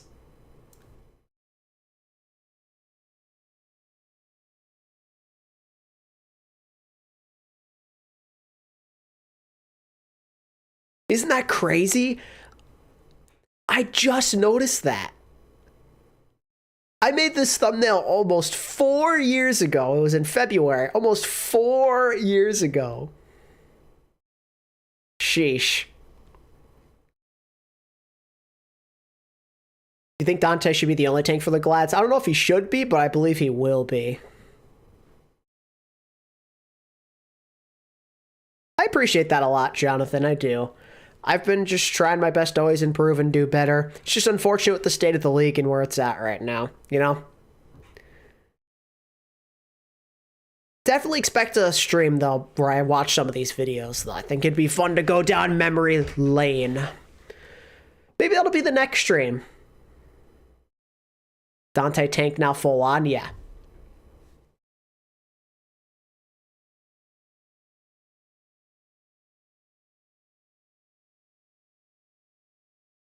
It's not much of a bother. Could you do a recap of the signings in the last week? Well, unfortunately, there's not much.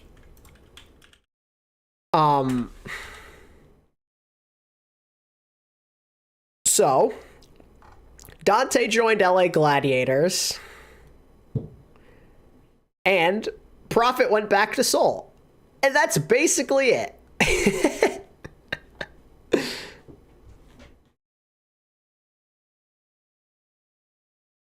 That's like in terms of official signings. That's like literally all that has happened. Yeah, Prophet went back to Seoul. I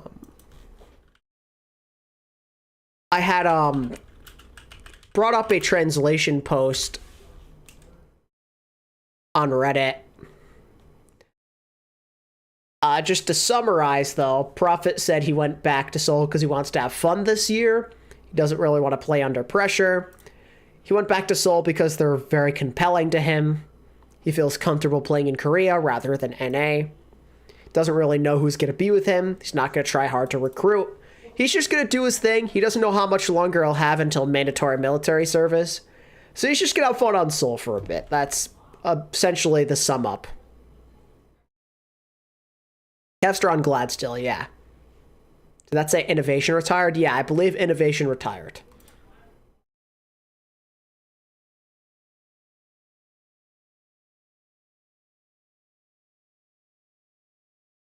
Who do you have winning tonight? Warriors or Celtics? Probably Celtics.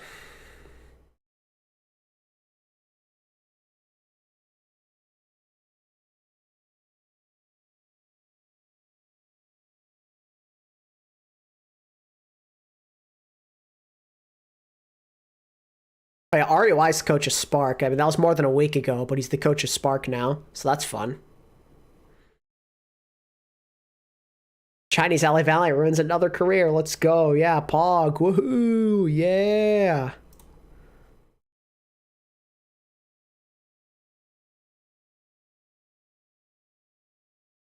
To be honest, I don't know what Valiant will even do. Like, how are they even a team at this point? What money do they have? Beijing Bears time. Yeah, true.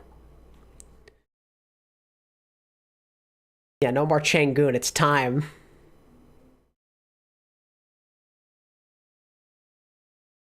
Isn't that translation iffy? I'm not sure, to be honest with you. This is just something that I was shown, and I believe it. Because, you know, it seems like they put a lot of time into this. I'm sure not everything's accurate, but some of it's probably true.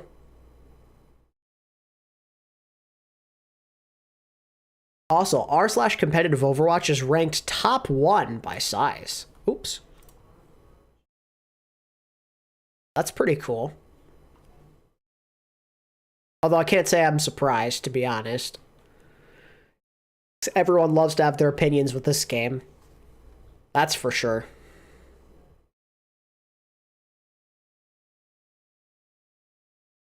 Dia back to Shanghai. What a homecoming that would be.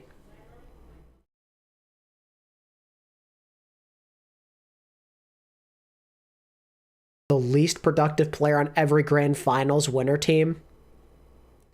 I could probably summarize that right about now. London Spitfires easily Nuss. Shock. Okay, it depends.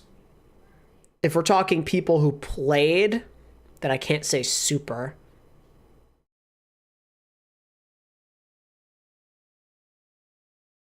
I mean, all the DPS played.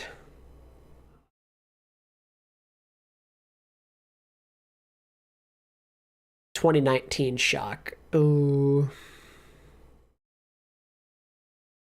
Choi was important. I mean, I'd probably one of the DPS. Probably either Architect or Rascal, because Sinatra and Striker were the more important ones. Yo, Challenger, good to see you. 2020 Shock.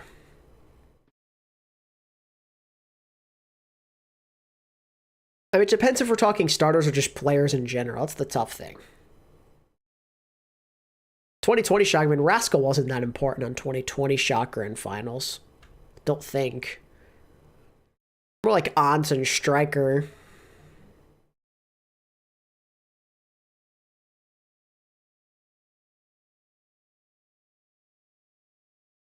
'21 was Shanghai.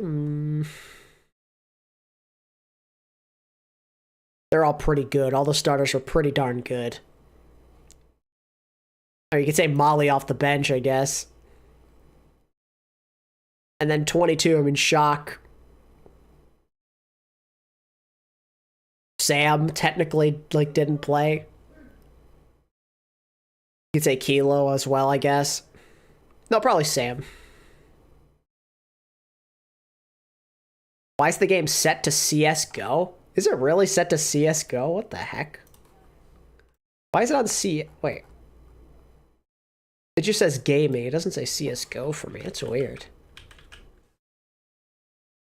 That's bizarre. I just changed it to Overwatch 2. I don't know why I'd say that.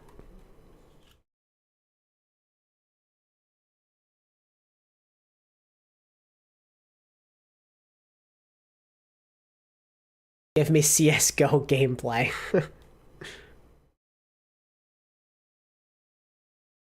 I think London turned a profit last year simply because of how cheap their budget was. No, definitely not. I don't think anybody turned in a profit. There's just no shot. Pretty sure everyone in the league operates at a loss. I'm just being honest with you. Even like the top dogs, it's just the OWL's just not profitable. It's just that some teams are affected by it less because of who they're owned by.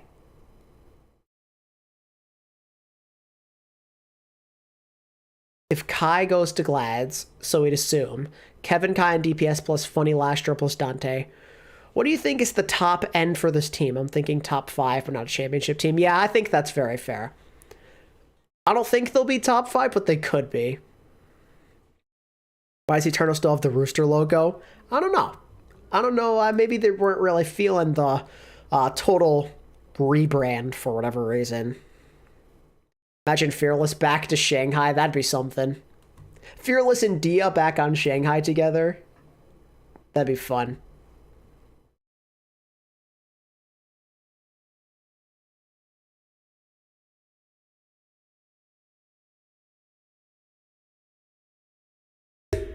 Oops.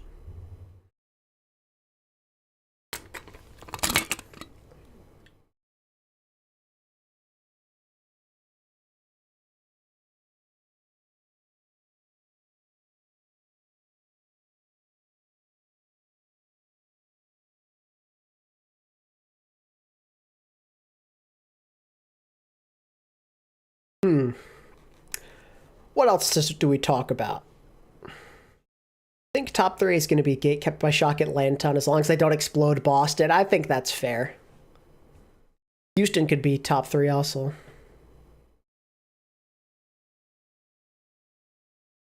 Florida could be pretty dangerous.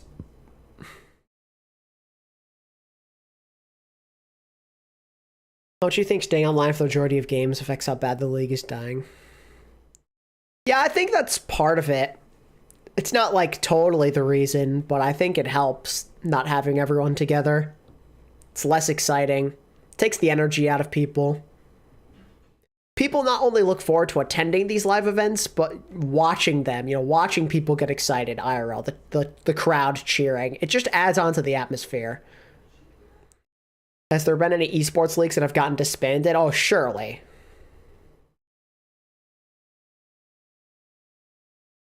Yeah, it's true, Bacon Magnet. I really don't know how feasible it really was. It was very ambitious and cool on paper, but I don't know if that really would have worked.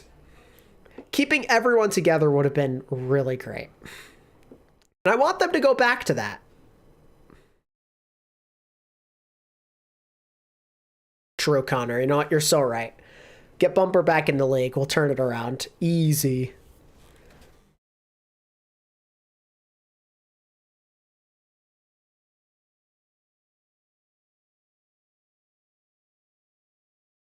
Yeah, I'm sure there has to be other. I mean, we could probably Google it, to be honest with you. Esports leagues that have disbanded. No, not esports orgs, esports leagues. I'm only getting teams and stuff. What the heck is this?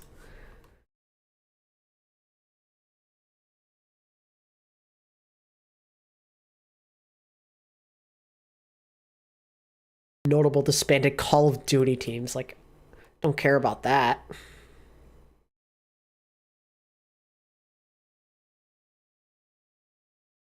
Hi, Justin. Smash Bros. Imploded so bad in 2020. That's true.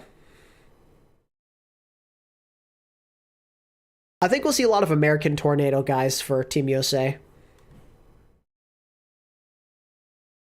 Who's a team that most likely to cause a massive upset? Florida, I think, could be scary. They have a lot of talent. It doesn't feel at that top level, but it could be if they can, like, and Checkmate can do together. Merit and Checkmate could be nasty. Sauna, he's like a dark horse DPS. Someone, if he can elevate his game further, could be dangerous. Chorong, it could be really good for Florida as well. I like Florida's team. And if things go their way and if they get enough confidence, they could really go far. They're very well coached, I think.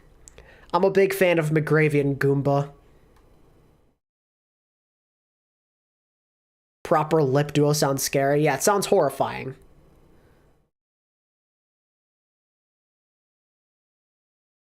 Look at the Saudi E-League results, and for the most part, it's generally just O2 Esports farming 40k per tourney. Nice.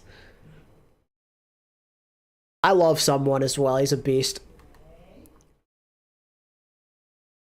Let's see.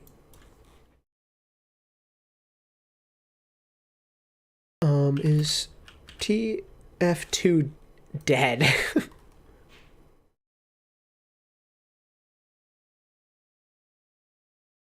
Does TF2 still have esports?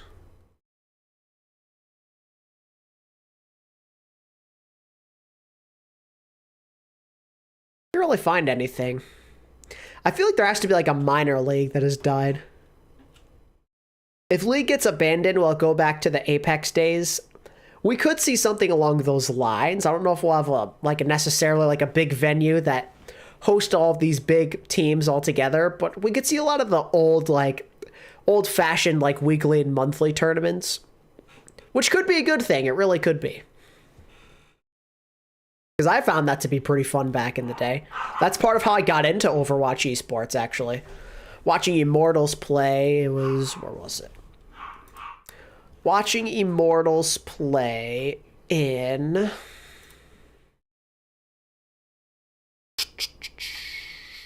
I think it was Alienware Monthly Melee, December 2016. Or maybe it's Carbon Masters. It was one of the two. It was one of these, I know that.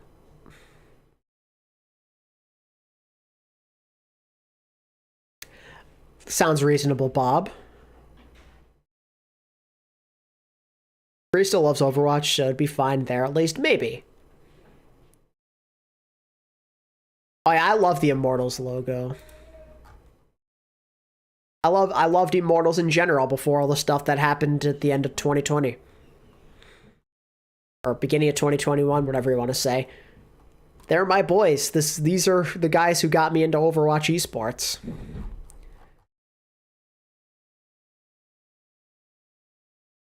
Back when they had Nomi, Verbo, Grim Reality, Agilities, Hyped, and Athen. That was my team. That was my OG team. Watching them win together. And of course, because I wasn't like on social media back then, really. One day, randomly, just see them have a completely different roster with Faye, Envy, and Kariva in there. I'm like, who the heck are these guys? That was a fun time. I quickly warmed up to them, though. Not so much Envy. Never really liked Envy. And as it turns out, he was a jerk anyway, so it was good that I didn't like him.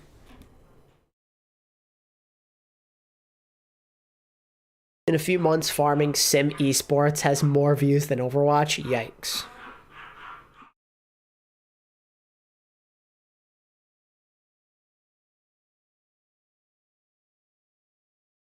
Is there a play from the Immortals that, oh yeah, I love them? I mean, there's an Agility 6K in server room on Gibraltar. That's a classic. Who's the better potential of becoming top-level L Pro, Creative or Ultraviolet? I think Creative has proven himself more at this level, but that's not exactly fair to Ultraviolet. He's only played 1 year so far. Yeah, Nomi's my boy.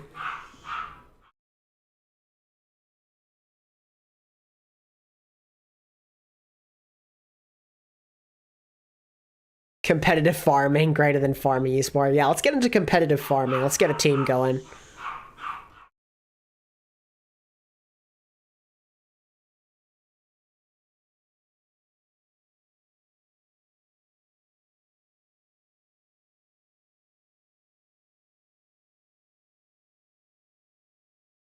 Is the agility's in and out video still there? Oh, definitely. Surely it's still there. You couldn't find it? Really?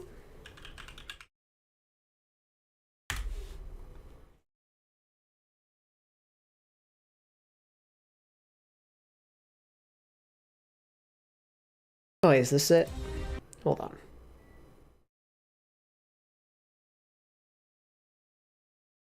Oh, I found it.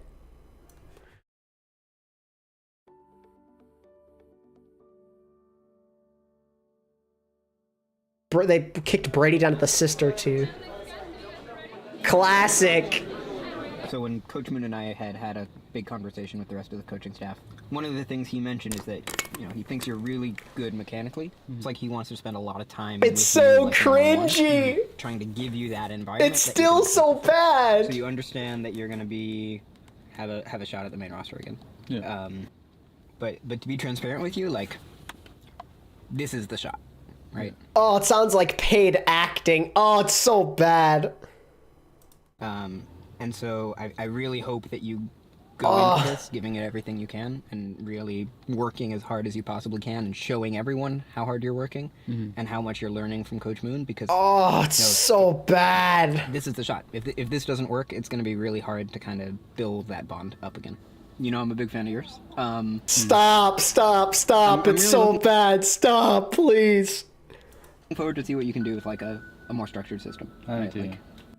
It's so bad. It's so cringy. It was my poor boy Brady, too. There's one of Snillo as well, actually, believe it or not. There's a last chance for Snillo as well. Is it as cringy as the Valiant one? Why did Owl think this was a good idea? We're gonna be to have another shot at the roster. Yeah. But this is the shot. And I want you to go in and, you know, make it clear to everybody that you're trying as hard as you can, that you're putting in the work, and you're learning from Coach Kirby as much as you can. God.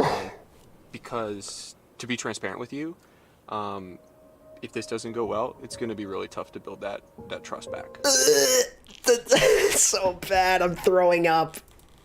You know, I'm a big fan of yours. He said it again. I'm a big fan of yours. It's the same thing.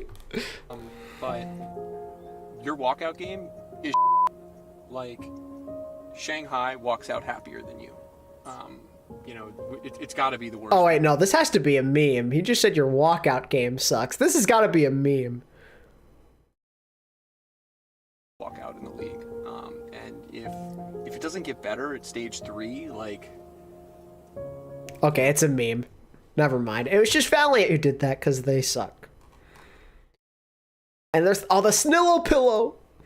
Where is it? Where's the Snillo pillow? Snillo, that's weird as hell. You're walking around with a tiny little pillow version of yourself all the time. Do not talk about my baby like that. Ah! What a weird kid.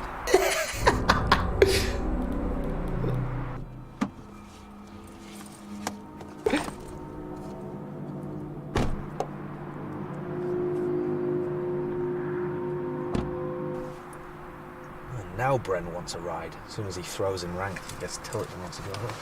Not happening.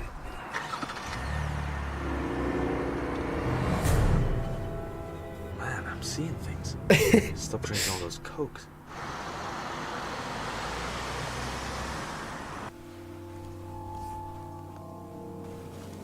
Come on, Chuck. It's time for bed. Chuck.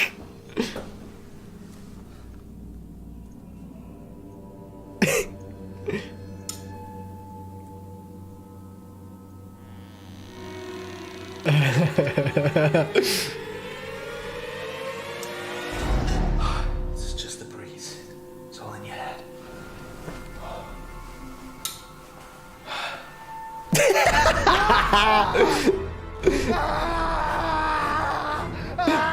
Oh, it's so good.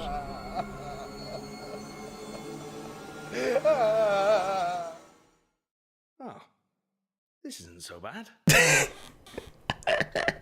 This content was gold, bro.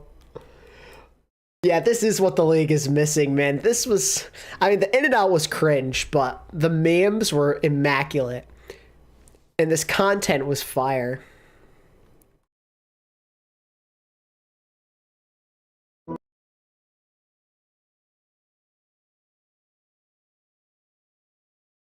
Man.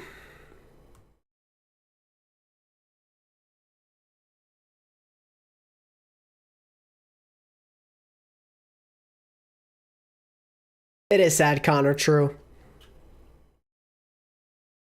If you could take a flex support veteran like Crimzo versus a young talent like Sir Majed, who would you pick and why? I like Crimzo because, like you just said, he's a veteran. But also, I think Crimzo has been a very consistent player since he joined the league. Majed I like, he's very explosive, but his positioning is a little weird at times. Crimzo plays the game very intelligently, also does a ton of damage statistically, like on average. I don't know how he manages to do it, but he's always like top of the line on like Zen, BAP, all that stuff. Crimzo's a good player. He doesn't get enough credit. So I'll take Crimzo. Curious what you think the peak of Canadian Tornado Toronto would be. I feel like they could possibly top 5 consistently. Yeah, I also think that. I think at best they'll be number 5, but I don't see them being anything more. I think it'd be tough for them to even get number 5. I think number 5's the peak. You know what was a banger, though, that the Valiant did that made up for the stuff? Gamer Snacks. Their cringe in and out thing. Gamer Snacks was amazing. This was fire content. Agilities and Kareev bounced off so well together. God, how I miss that. I miss these days. This entire playlist is gold. Their dynamic is one of the best. One of the best duos ever. Don't at me. Kareev Agilities is goated.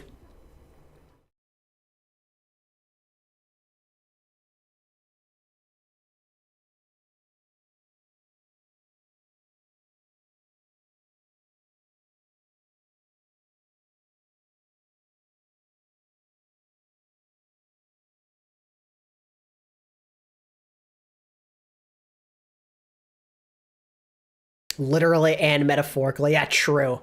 So true.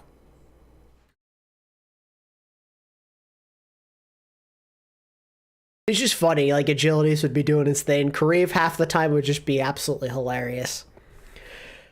Oh, this is when Valiant was fun. They even did a Vegemite section with Uber and Custa. I got a pitch. So let's gather all teams in a set place, maybe Cali, because it's where Blizzard HQ is, and have all players be located in the area with a set arena for games. Maybe have 40 games a season. Oh, so you mean the inaugural season? Yeah, 40 games is too much, though. It's the problem. I do like the other ideas, though.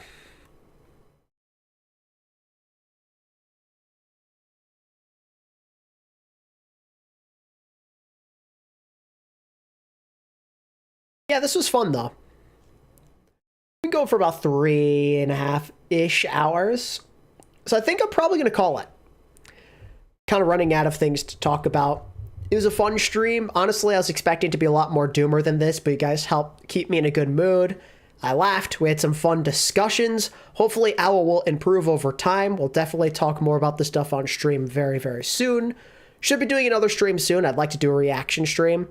Maybe an Overwatch stream. Honestly, I might stream again later. I might play Overwatch. I don't know. We'll see how things go, but expect some more streams in the near future. Definitely want to keep doing at least one a week. Hope you have a good rest of your night, guys. Appreciate all the support. Thank you, Tay, again for the dono. Appreciate you, dude. Thank you all. Have a good rest of your night. Peace out.